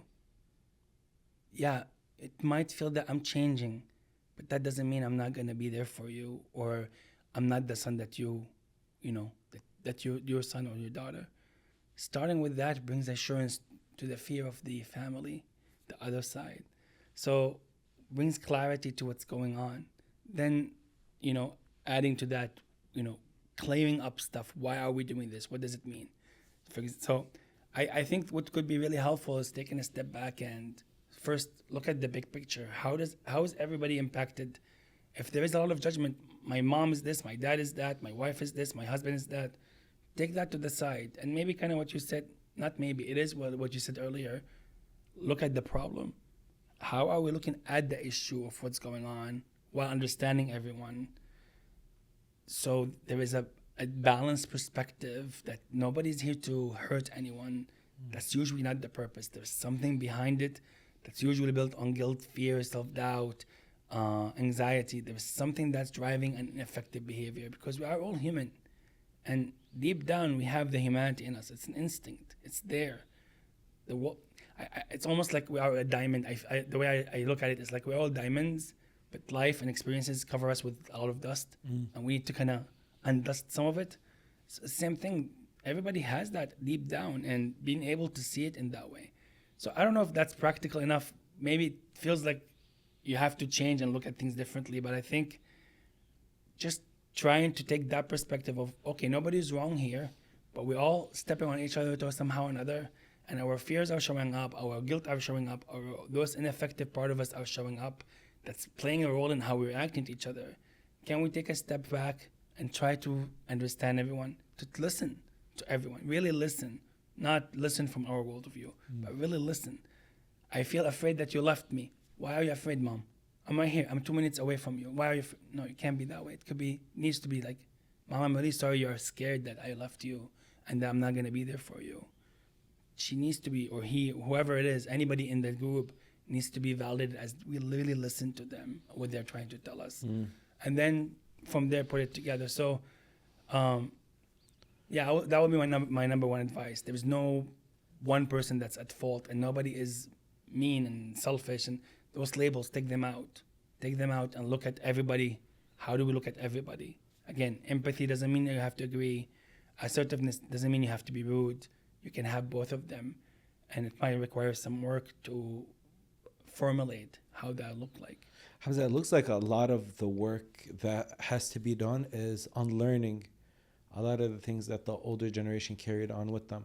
Like, I'm just thinking right now of all the new moms and dads out there that are going to have to learn how these are not our kids. We don't have this full control. We're prepping them for life, and then they have to go out and build their own households and their own lives. And even like for us, that people that just got married in the very, very beginning stages of their relationships, they have to understand that they're building a new household. They have to, I think the separating it from your parents' house is difficult. That's really the difficult bit, because there's a lot of guilt involved with the people that are moving out of their parents' house. Like, okay, what do you mean? Like, this is house. Like, I put the rules, I put the standards, I live it the way I want to live it, but I've been living the way my parents wanted us to live for 20 something years.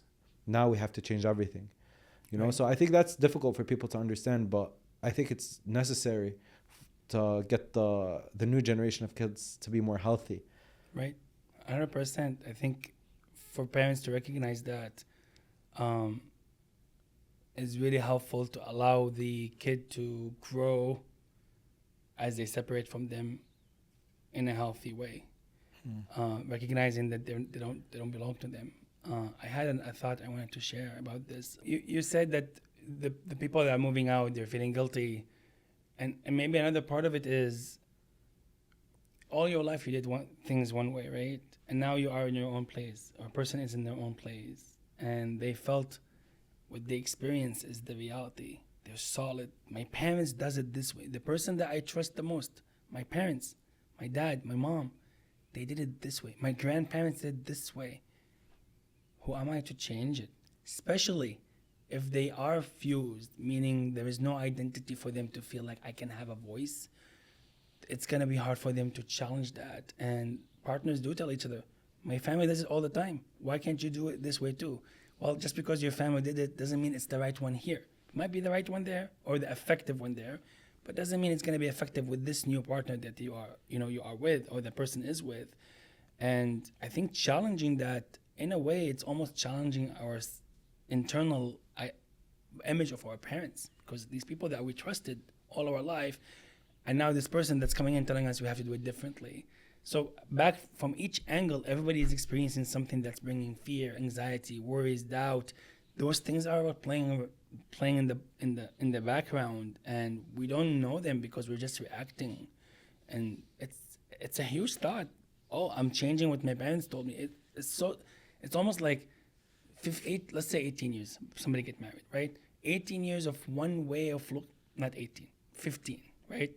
3-year-old, we are aware, 4-year-old, of one solid way of to do life. And now one person is telling me, no, we have to be different than that, or I don't agree with it. It's a challenging thought. It's almost we have to change our own identity. Yeah, it's a forbidden door that you don't think can ever be opened. It's scary. It's scary, and for a person to brings uncertainty. Like I've done this all my life. What are you telling me now? I have to change all of this. I was thinking wrong. It's not an easy thought to deal with. It's not. Yeah. Here's the thing. If you get hurt in an accident, the system isn't really built to help you, nor to make it easier for you. Insurance companies stall, they lowball you, they hope that you just take anything that they give you. But that's exactly the reason why you need someone that knows how to fight back. Attorney Amir Maklid has worked tirelessly for years to make sure that people get the money that they deserve after an injury. Not just the first offer, but what he feels they actually deserve to get. And a lot of the times, it's not the number that the insurance company gives you. Especially in that time when you're going through so much pain, you need something to compensate you for that. And Amir Maklid will make sure that you get it. To contact Amir Maklid, if you've been injured, you've been in a car accident, contact Amir Maklid. All the information to do that is in the description of this episode. If you own a home, listen to this. Mortgage Connections just made it ridiculously easy to tap into your home equity. I'm talking about getting approved within minutes, no appraisal, and closing as fast as in 5 days. And on top of that, you're able to pick your own rate and your own term. Whether you're renovating, paying off debt, or you just need extra breathing room, this is the fastest and simplest way to tap into your home's value without touching your mortgage. 5 days, that's it. It almost seems too good to be true, but with Mortgage Connections, that's just what they do. If they tell me it can happen, then it can happen. You can get started on tapping into your home equity through the link in the description of this episode. And now let's get back to the show. The next thing I want to talk about, number 2, would be social media and the friend groups and the community around you. And I think a cool way to start here is, I think there's this research that came out not too long ago about people that post on social media. And the research basically concludes that the more people post on social media, the unhealthier the relationship is, or the more unhappy the couple are. And the less they post, the more happy they are. Something along those lines. I might have butchered it. But definitely that people that post less on social media about their relationship are a happier couple. And I just thought about that a lot. That what could be the reason behind that? And why do you feel the need to share with the world? If I'm genuinely enjoying this moment with you, right?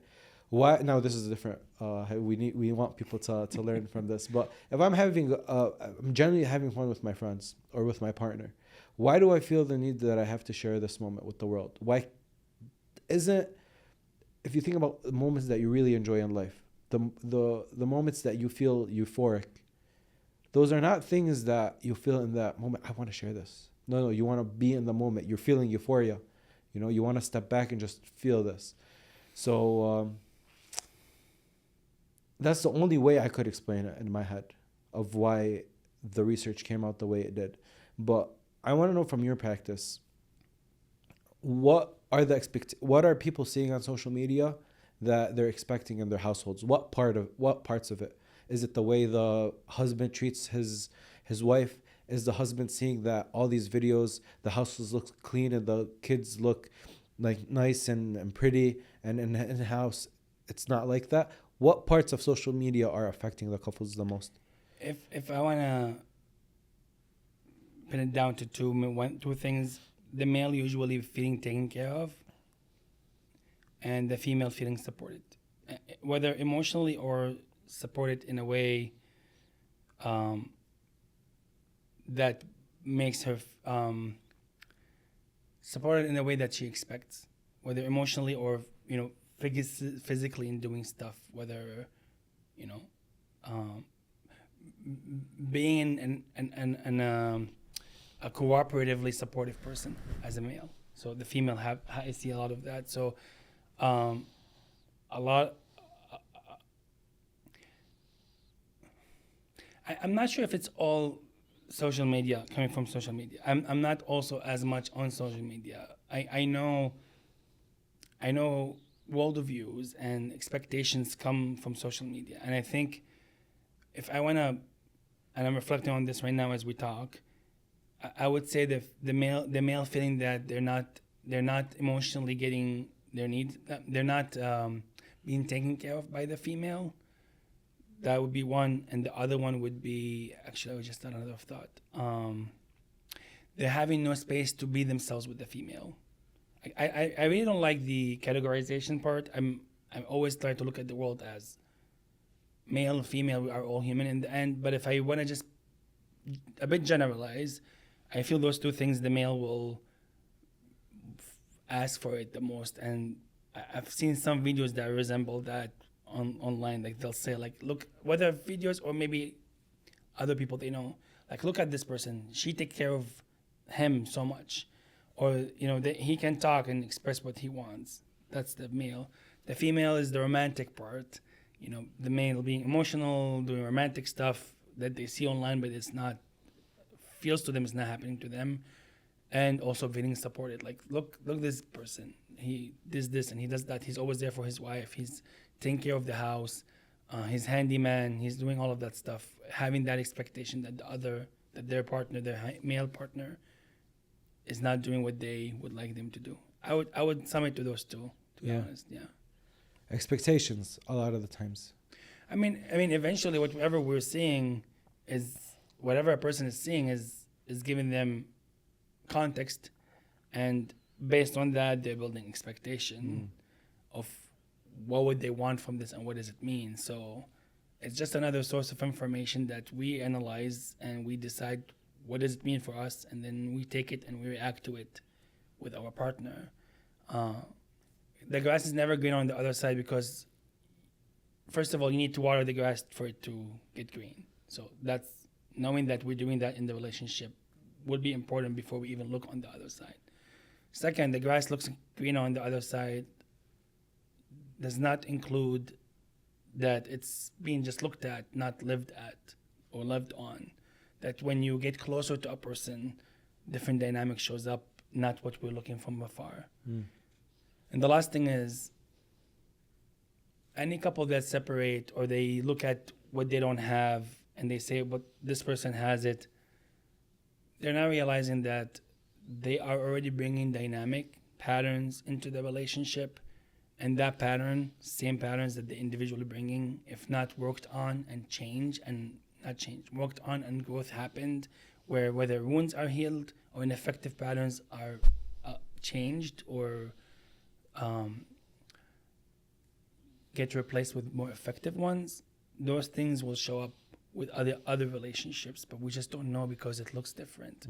So we all as humans have 2 to 3 themes for us that shows up in all of our life. It just shows differently with different details that makes us think not the same, but it is usually the same. So a person with self-doubt might show up in the office as they don't want a promotion because they don't want to test themselves. At home, it might look as a reactive response, an angry response, because the other person said something that made them feel not good. They're not good enough. At the family of origin might be, meaning her parents, might be agreeableness because they don't trust their voice, so they just go with what their parents tell them. It's all the same. It's all self-doubt. It just looks different. And if you replace one partner with another, let's say leaving the relationship, that new partner is gonna come with their own patterns, and you're gonna do a dance with them that looks different, but the deep down issue or the deep down cause or the deep down ineffective part is the same. Yes, I don't know if that helps, but it does. Yeah. How does financial stress affect a relationship? Yeah, that was the second one after the family of origin. Okay, so in-laws and then financial. Usually in-laws, financial, and then / physical intimacy. Okay. Those are two really sensitive, difficult topics. The reason is always the meaning. Usually any topic we call them hot topics. There's hot topic, warm, and cold topics. Cold topics is a topic that two people can talk all day long, it doesn't go anywhere. A warm could get heated a bit, but maybe never go into really, really big conflict. And a hot topic just, get fired right away. Within minutes, two couples are fighting, for example. The finances and intimacy, sexual intimacy, physical intimacy, has a lot of meaning associated with it that we get to, associate with them. That makes them really hard to deal with because they're so sensitive in a way, meaning like there's a lot of meanings, whether, if we're not having intimacy, then that person is not interested in me, for example, then they don't love me. That means our marriage is not healthy. Adding all those meanings, that I'm not good enough, I'm not pretty, I'm not loving, I'm not, they don't desire me. All of those stuff comes with intimacy. And then finances, on one side there is the stress of life stressors, not feeling that you can't do, and you can't do what you need to do to feel safe. And then on top of that, the meaning of if we don't have good enough, then we are poor. Then my partner is not supporting me. They're not working hard to make money for me. Or my partner just wants to take everything I have, and they're not considered that we are having little. And that stress is constant. Financial stress doesn't just switch overnight. Usually it's, it takes some steps to go up, and it might take a long time to go up. Right. So it is the most impactful. It's the most impactful chronic stress that anybody could have is finances. So when Imam Ali said, إذا كان الفقر رجلا لقتلته, if poorness was a man, I would have killed him. Maybe because of that, because the stress of not having finances on in a long-term period is the most impactful on mental health and well-being. So it drains. Yeah, because it's something we use. It brings safety. There's this risk of, I might not have enough tomorrow, or I can't give my kids what they want. I'm not good. There's a lot of meanings that get associated with money, and the person can't feel safe. It's constant. It's always on. It's really hard. Yeah, and the idea of, if people believe that rizq is from Allah, as much as we say it cognitively, whatever finances we get is from Allah. As much as we think of it cognitively, believing in that is a different thing. So without having a calmness of, it's already written for me what's gonna come, we can have it cognitively, but emotionally, I remember a while ago, I always questioned that idea of what does it mean to believe? And I remember periods where, and I'm still working on this, it always happened, and sometimes it's a knee-jerk reaction where, let's say I have 30 sessions, right? And then 5 out of nowhere cancel. The first response is, oh man, what is that? fifth of my income for the week, the first response was like, wait a second, what's gonna happen now? You know, and to really train myself to just say, okay, yeah, that's what's happening, but I don't know what's Allah writing for me. I trust Him. It is okay. To get to that level where it's not really making me react took a lot of work and internal work to really believe, not just cognitively think of it, to really believe. So when it happens, there's no emotional response. Yeah, there's no more, oh, wait a second. It's more of like, okay, khair. Whatever it is. Well, I know it's in good hands. He said he'll take care of it. I know different people have different belief about this, but from my perspective at least, he said he's going to take care of it. He said he's going to take care of all of things. He took care of my heart. He's taking care of my body. I don't have to think about it. He's taking care of the finances, what comes to me or not. All he said to me is, be the best person you can be. That's what I need to work on, the choices I'm making. The rest is in His hand. Outcome is in His hand. Even outcome of wars is in His hand. We can do the best we can, but eventually we do what's right in the moment. What outcome might be a test, might be something that we need to grow from, to practice. We don't know. Back to the story of Sayyidina Musa and the Khidr. You don't know what is it for, but it is happening. Just because it's bad, and I don't believe in good or bad anymore in life. I know I'm deviating. I'm sorry. No, it's okay. This is a good topic. Yeah, I don't know if there is good or bad anymore in life, but I know there is news, information, situations that happen, and not taking it as good or bad makes us just look at it and say, okay, what do I want to learn from this? What is this telling me? What does this mean to me, and what do I do about it? That's all it is. And if doing about it in the context of coming with the most ethics I can come with, the most moral, the most akhlaq, the right thing that Islam told us to do, what do I have to do? Whatever comes out of that is in His hand. It's not, I can't control it all. There's so many variables, but I can control my behavior. In the moment, am I honest? Am I lying? Yeah, the honesty might have consequences, but maybe those consequences is what I need. If Allah led to that, maybe that's what I need to grow. So all He said is be honest. All He said in the Quran, don't cheat, right? Don't change your scale. Whether you're going to have less money or more, whatever the outcome of that, we don't know. It might be suffering sometimes, difficulty for a while. And maybe to teach me sabr, maybe to teach me something. I don't know, but all I know is I shouldn't be cheating people out of their money because that's not mine. But that's Hamza's worldview.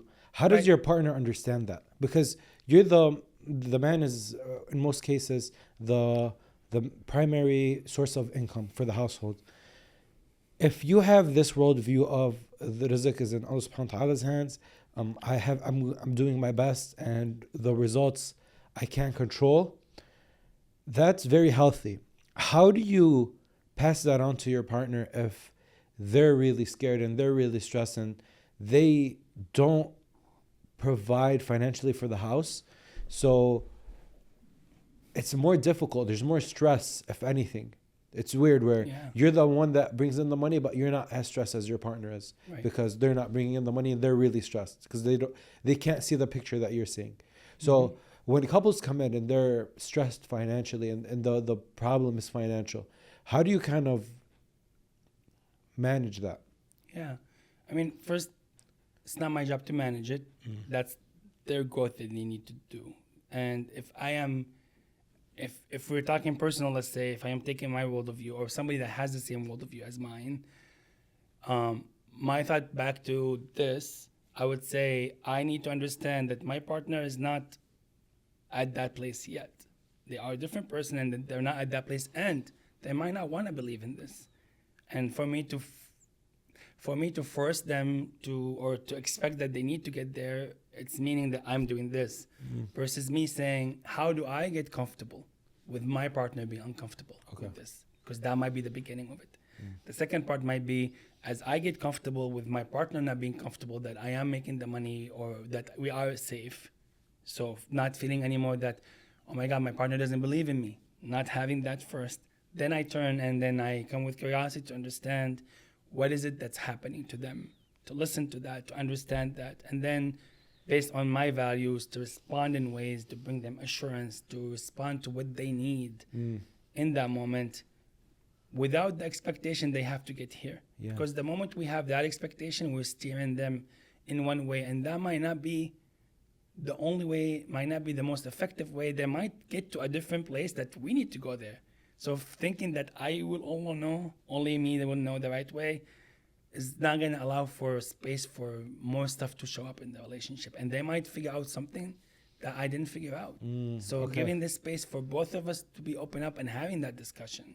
I'm not coming with, I shouldn't be coming, wouldn't be effective, or it's less effective to come with one perspective. But for me to come with curiosity and for her to have curiosity, and exchange idea, walking next to each other as we both try to figure out what is the right way. It's not one person's job, it's both. It's just both. And both have to be open to maybe understanding something they don't understand. Because the other person, they might have ideas I'm not aware of, and True. they might help me get somewhere if I'm open enough to listen and not already have it in my mind, we have to go there because it's so uncomfortable for me to feel my partner is not safe.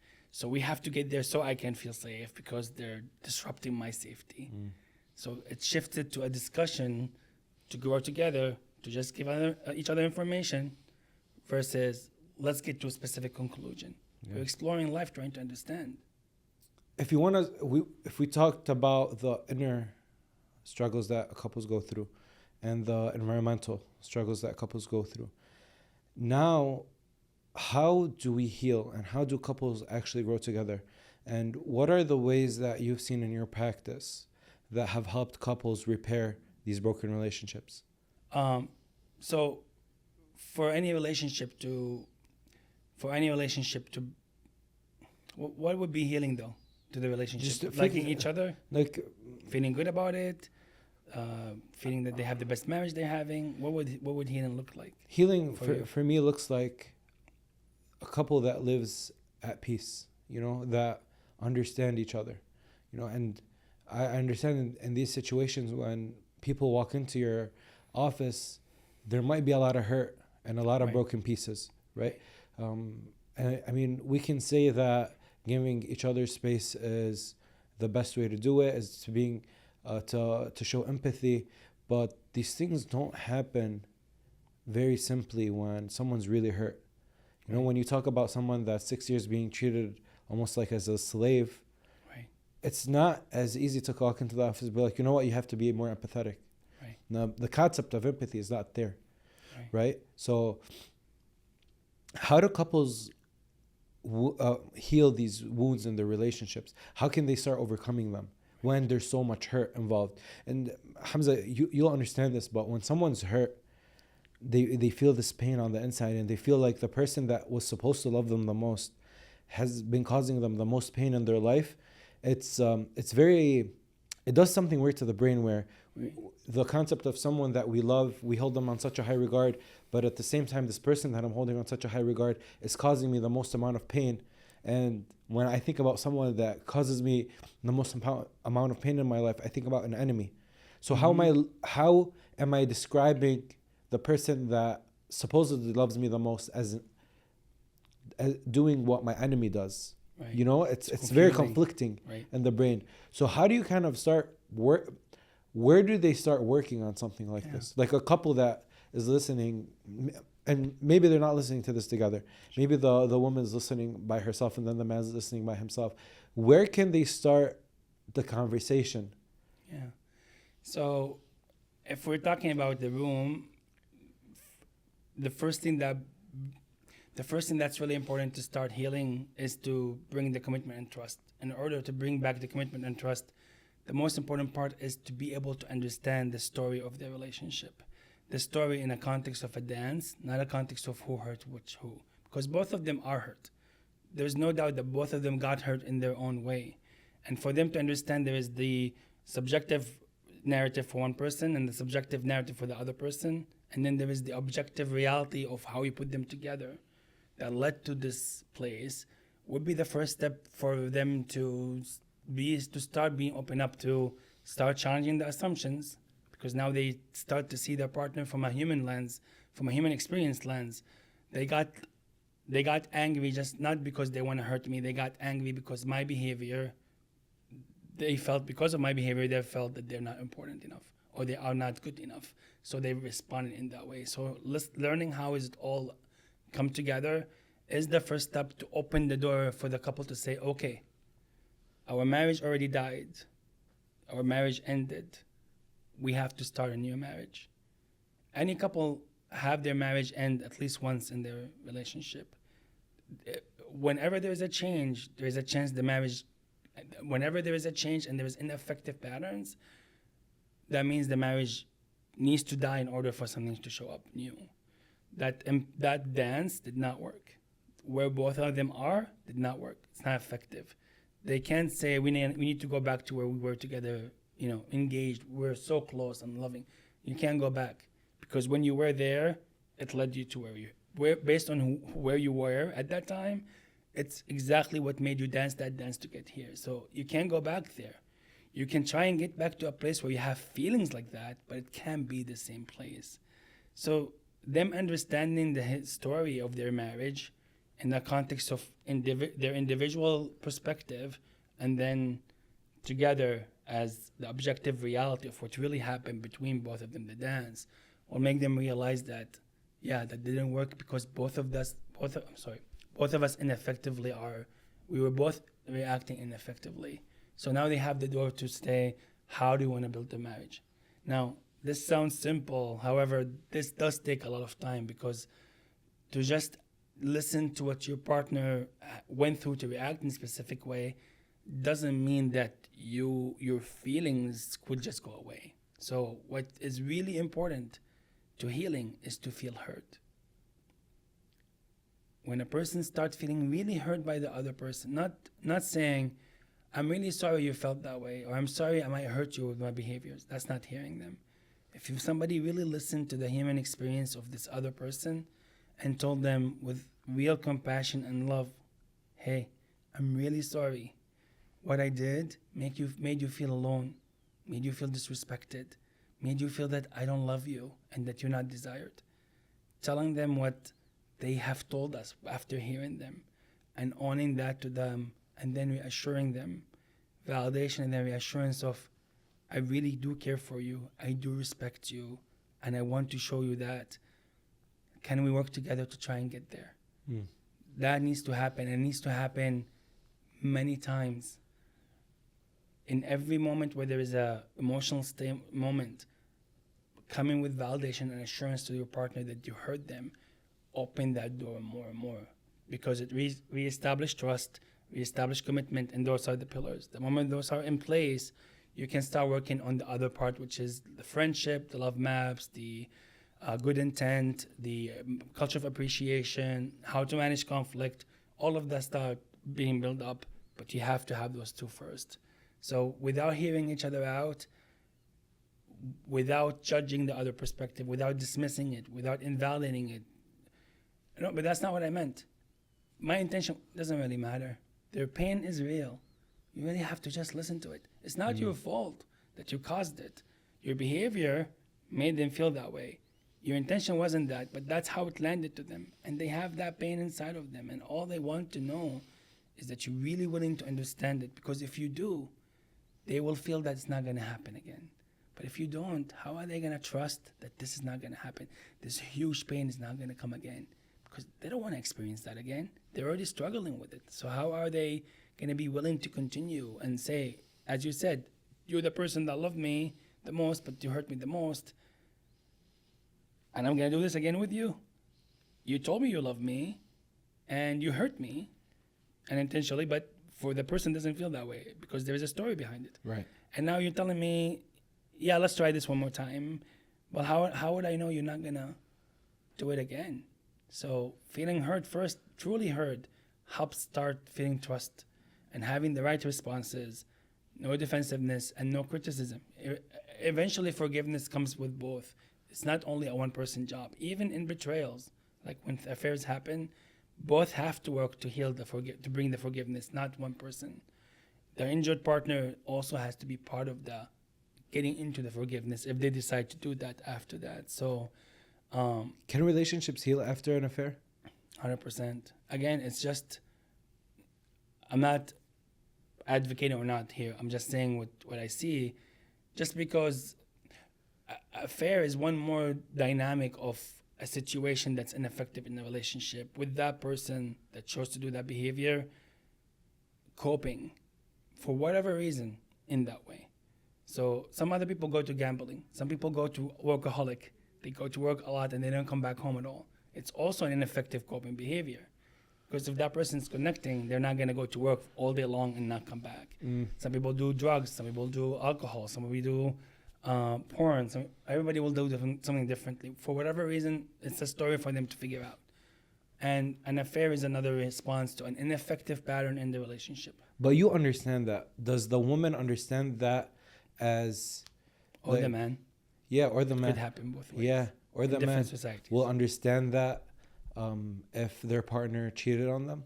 Like, you understand that it's just coping, you know? But the woman or the man won't just see it as coping. This person just cheated on me. They picked somebody else, right? Right. How do they start to understand that it's coping? And you know what's weird? That they would even... What I'm thinking about, how do they even get to the couples therapy if an affair happened? And how does the marriage not end instantly? Yeah, I mean, it depends on the person that got injured. If a person that got injured has worked on themselves and they feel there's no self-doubt, there's no insecurities, there is no fear of people judging them because they know who they are and they're comfortable with being themselves, that person will have to straight out two decisions. Either they'll say, I'm done, I'm moving forward, or they'll say, okay, something happened, we need to figure out, my values tells me I need to stay in this marriage because it's what my values tell me. I have to, just because something like this happened doesn't mean it's the end of it. I want to still work on it because I committed to it. And even though I'm hurt, I'm still willing to understand and figure out what happened. Okay? So that's if a person worked on themselves. If a person hasn't healed and worked on themselves, then usually there are forces that will keep them. Sometimes the fear, blended with those other thoughts.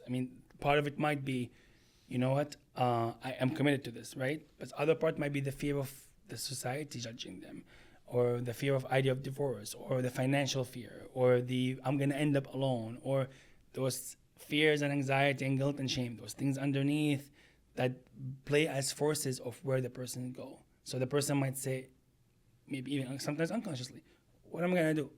I'm going to go get divorced and let everybody have to go back to my parents' house, live that life, or, if it wasn't a good life or it wasn't good for them or felt right for them, or am I going to have people talk to me as, here's a divorcee looking at me? If that fear is inside, then that drive is a force of, I got to try. That's such a difficult situation. Right. And that needs to heal before they can get anywhere anyway, because that fear, if they're there just because of a fear, something we talk about all the time, I tell them it's not going to work. You have to be there. You have to work at least on being there because you want to have this relationship fixed.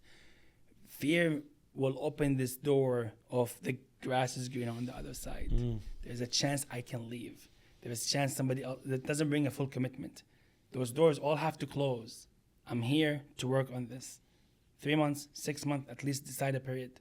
And by the end of that period, after fully working on it, you can still reassess and say, I still want to be in this or not. But it can't be fear-driven or anxiety-driven or guilt-driven or shame-driven or self-doubt driven, because that doesn't bring you fully in. There have to be, What do you think about the saying, once a cheater, always a cheater? How do I know that my partner wouldn't cheat again? Yeah, well, that will have to be part of the work. The work of understanding what vulnerabilities were in the relationship that caused an environment that not made by that person. What vulnerabilities was there in their relationship that created an environment that for that person that cheated, for that person that cheated, based on that environment, their decision was to cheat. Does that resonate? So there's vulnerabilities. There is ineffective dynamic that leads to hurts like loneliness, not feeling that they're important and undesired. All of that's pain that could show up. And then each person react differently. Some people react with anger. They start getting angry all the time. Some people start getting critical all the time because they feel unloved, so they criticize the other person night and day as their way of coping, of not facing themselves that they're not good, that what they're feeling is not good enough. So they go and face it with coping with them, with that being getting angry or critical or going to work all the time. And that person, for whatever reason, chose that behavior. And for that person to own up to it, apologize for it, and be there to rework on changing the marriage so those vulnerabilities aren't there, so that doesn't happen again first. And if that person grew, most likely they wouldn't need a coping behavior because they healed. That coping is because they haven't healed. They're so uncomfortable, they need something to make them feel comfortable or overlook that discomfort. And that work is one of the hardest things is working with affairs, because both are coming with hurt, and as you said, sometimes is to come back with empathy could be hard. And sometimes it requires up to 18 months where the person that did the injury have to come with empathy and validation and assurance, and empathy with validation and then reassurance, and then tell them how they can do it differently again and again and again and again. That person that got cheated, and I know maybe this is not the topic here, but I think would be really helpful to share this. The person that got injured are not in a normal place. That person is in a betrayal trauma. It's a real trauma. That person is going through like hell because their world is flipped upside down. All the reality they believed in for all those years, all those memories, just in one instant, all now has doubt in it. They doubting what they saw, they doubting what they felt, they doubting what they heard, they doubting their memory, the honeymoon, they doubt everything. They doubt their own senses of the world, because I saw he was okay or she was okay, but I was blindsided. I was fooled. I don't even trust myself. They're constantly getting flashbacks of images, getting activated by looking at anything on the day. They look at a movie that has cheating, they get activated with thoughts running through their head. They look at the phone where they discovered the situation, they get activated. They're always getting activated by anything that reminds them of the situation. So that person is not in a normal place, and that other partner has to really understand that, to try and get to work on getting to healing. And that could be difficult, because I do tell them it takes up to 18 months of responding the right way for that injured person to really bring trust back and fully heal, where they're not being activated. But it's a long period, and some people say, okay, come on, that's it, enough, Hamzah. How many times? Well, yeah, maybe it's irrational to you, but for them, it's real. They really are afraid you're going to do it again. They're afraid they're not important. And empathy to understand that will help a person go through it. So I don't know if I answered the question. I know I kind of deviated, but... You did. You answered it. Yeah, really hearing well. each other out would be the first thing. And then my other recommendation is to take the 4 horsemen out of the relationship. The 4 horsemen are 4 communication styles that are proven to be ineffective. They're called Gottman 4 horsemen. Gottman is a psychiatrist, I think, researcher, not psychiatrist, psychologist. They did a lot of extensive research. So those four things if they are in a relationship, there's 90% chance they're gonna separate or they just live in misery. And usually those does not allow for connection. Criticism, defensiveness. Your eyes are like, what? Content, like belittling, and then stonewalling, silent treatment. So criticism is you are doing this. You're always late. You never come home on time. You're selfish. That's a criticism. Defensiveness, it could look differently, but that's just one way. Defensiveness is, no, I didn't do that, or you're so sensitive, or that's not what I meant. That's not my intention. You're just invalidating the other person. Contempt is, yeah, that's what you always do, or okay, whatever, rolling the eye. And stonewalling is the silent treatment that just emotionally completely cutting the other person, not looking at them, not talking to them, not engaging with them, not having any feeling toward them. It's like, I don't care for that person. Those 4 are the center of the work. It's actually to the point that the first time we meet, the first resource I sent is a podcast about this. Because if these are in there, there's no way to connect. It's always going to bring hurt. 90% of the relationships fail if those are in there. 100%. There's no way you can connect with those things. Especially criticism and defensiveness. They always start with that. There's no more space. Again, almost back to this. Yes. You're this, you're that. I'm not any of that. I'm this person. Just listen to me. I have a different reason for why I'm doing this or why I'm reacting that way. So those four are destructive. And that's why they're called the four horsemen of apocalypse. That's the final, the completion of the name. Because in the end, he's a Jewish person, Gottman. So in their religion, there is the four horsemen that come in the end of the time. They destroy everything. So it's just referencing from that, the four horsemen that destroys marriages. Do you believe in true love? What does that mean? You know, this idea of just seeing a person, falling in love with them, Yeah. and living your life happily ever after. Because we've been, I think, going on for around 2 hours now. Yeah. And what I'm understanding is there are things that you have to do. It's not, love is not this magic thing where if it's there, that means everything is good. And when it's not there, everything is bad. These couples have to go through these sit downs. They have to let their guards down. They have to be empathetic. So it looks like a lot of on the ground work, as they say. And it's not like this magic potion where Cupid hits you with the arrow and then you're in love for the rest of your life, right? Oh. But is there such thing as just true love? Yeah. In the way you describe it, I'm going to say no. The one we see in movies and all of that, it's not there. It's back to the idea. Remember when we talked about like a person is not projecting, but creating a conclusion of who that other person is. So a lot of most of the time, that real love is our unconscious reading something that feels to us that this person is what we're looking for. A lot of couples choose each other unconsciously as they look at patterns that for them make them realize that this person resemble patterns of our parents. Okay, let me rephrase this.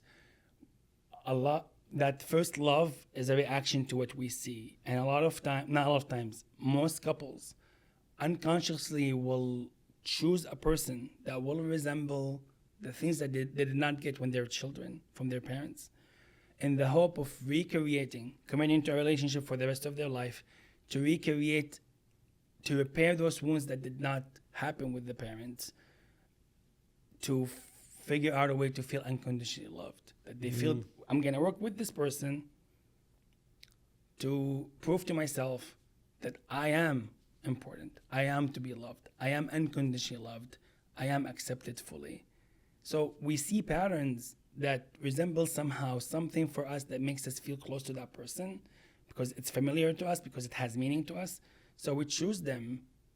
Without real work, we're going to choose a person that, most of the time, that have similar patterns with our conscious believing that we're trying to repair something or correct something that did not happen with our parents, to prove to ourselves that we are worthy of unconditional love. So that love is never go anywhere unless the two people work on themselves in the context of the relationship.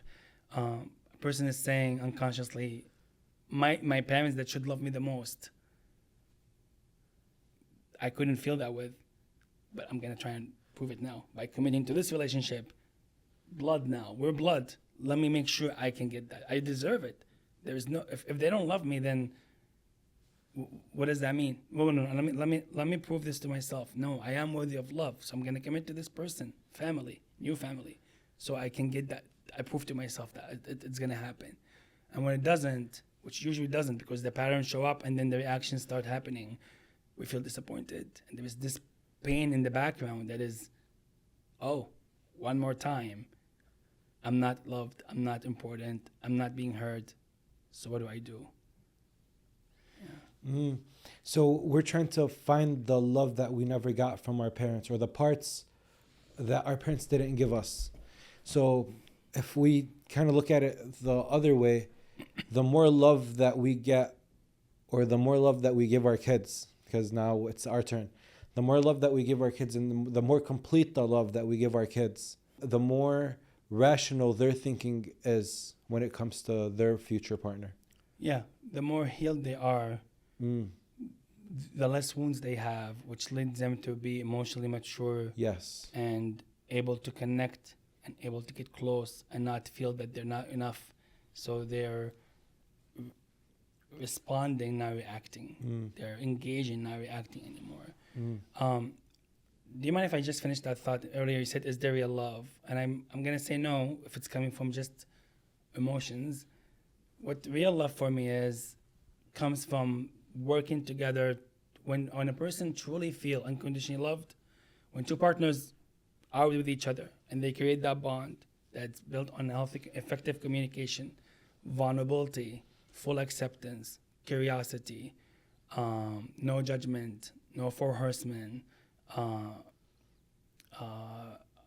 good intent, seeing the other person good intent. There's one last one in my mind.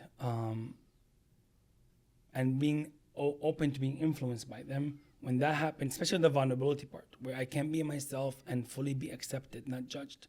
When that happens and they work together to establish a secure bond, a bond that is consistent, a bond that shows humanity and empathy and connection again and again and again, appreciation, these things that makes two people connect. When it happens again and again and again, it creates this secure bond, a different way that a bond of love feels. I think that most of us don't experience. I mean, even in my marriage, it's not a consistent thing, you know, because it takes a lot of work and from both partners. Yet I see it in the sessions I work in, and I know I'm bringing myself in here. Just because I'm a couple therapist doesn't mean my life is going to be perfect. Again, I am a human that I have to work on myself too. My partner, my wife is also that. So we are still working on it, and we have experienced some of those moments. It's increasing. Sometimes we slip, sometimes we come back, and I'm not ashamed of saying these things because I'm not going to pretend to be something that I'm not. I am who I am, and I accept my human journey in this life. So, so that bond, when created, brings a different kind of connection. It reminds me of that part of the ayah or the surah, the ayah, Mawadda Rahma. That's what really is about. It's not about the shape. It's not about all of that fades away. Not that you can't ask for that. Doesn't mean it's not important, but it all fades away when two humans are being human and being able to connect and feel that they can be vulnerable and be accepted and not be judged or reacted to or dismissed or invalidated. Any disagreement between two couples, when it gets resolved, it's not about them finding a solution. It's about just feeling heard. When two people feel heard by the end of a disagreement or discussion, that is all is needed. It's actually after a while of hearing each other, that conflict or whatever disagreement it is, it will unfold itself by itself. Because usually it is there because they didn't understand well. But if you're really hearing the other person and they're hearing you and really trying to understand and to understand where they're coming from and why and what does it mean to them, eventually our human part will start saying, yeah, it's okay, I don't need this. I care for you, you can have that. Or, oh, you're afraid of money? Here's $1,000. Let's go on that trip. Or, you know what? You don't have to go. If it's making you so afraid, I'm here with you. If it's making you feel that you're gonna have more stress if we go on this trip, and you're gonna be alone, anxious all the time, trying to figure out, I don't want you to be alone. Let's not do it. Let's figure out something else. It just shows up, but feeling heard is what really matters, because there's a lot of things that are unsolvable in relationships, but feeling heard is what keeps that connection going. Yeah, we haven't solved it. We're gonna pin it. We're gonna think about it. We're gonna sleep. We're gonna wake up. We're gonna talk to other people. We're gonna listen to podcasts. We're gonna listen to TV. We're gonna think again. We're gonna sleep. The brain process at night. We're gonna wake up. We're gonna have another discussion, and eventually, as we hear each other out, we're gonna both make a decision, and usually that decision feels right to both of them. I think that's a perfect way to put it. Yeah. I think we'll end on this. What's an unpopular opinion that you have that would get you in trouble on the dinner table? Many. One is if a kid is screaming, to tell the parents, you need to work on yourself, and not to say you can't be screaming to the kid or stop yelling. If a kid is screaming, they're reacting, they haven't learned how to regulate. That means they're trying to express themselves, but they don't know how, because the model, either they saw that model as a way of doing it, or they don't know how else to do it, and that's the way they eventually figure out to do it. And parents don't like that. When I say if a kid yelled at you, or even said, I hate you, or even F you, to say, you know what, hey, I'm really sorry you're really hurt. It seems to me this is really upsetting to you. I care for you. I don't want you to feel that. Can you tell me what's going on? What's happening now? To do that, and then later to say, hey, what you said is not okay. I feel disrespected when somebody say that to me. I feel unloved and that you don't care for me as a person, and I want to talk to you because it's not okay for me to be told that way. There's expectation in this house, and we need to talk about them. But that logical discussion is later. The kid is in an emotional space. Their fight or flight response is on. Their emotional brain is on. They're not going to hear you by saying, stop talking, because they're already upset and you're telling them, I don't want to hear you because it's uncomfortable for me as a parent and feeling disrespectful. I want you to stop doing what you're doing and doing it my way. And that, as a parent, we're responsible to help them regulate, help them learn how to do stuff. So if we're not able to regulate ourselves just because they're reacting, then why do we expect them to regulate themselves? It's looking at them as just, he's trying to communicate something, but he doesn't know how to. So he thinks now screaming is the right thing to do. Right. So what you're saying is, rather than screaming back or stop disrespecting me, or stop I'm not going to talk to disrespecting you, me, go to your room. you just have to teach them how to, okay, when you're feeling this angry and you're feeling that you're not getting what you're supposed to, this is how you're supposed to, help them understand how to express or how to communicate that emotion. I mean, first help them know that you are a trustworthy person that's not going to judge them on their behavior, but you're there.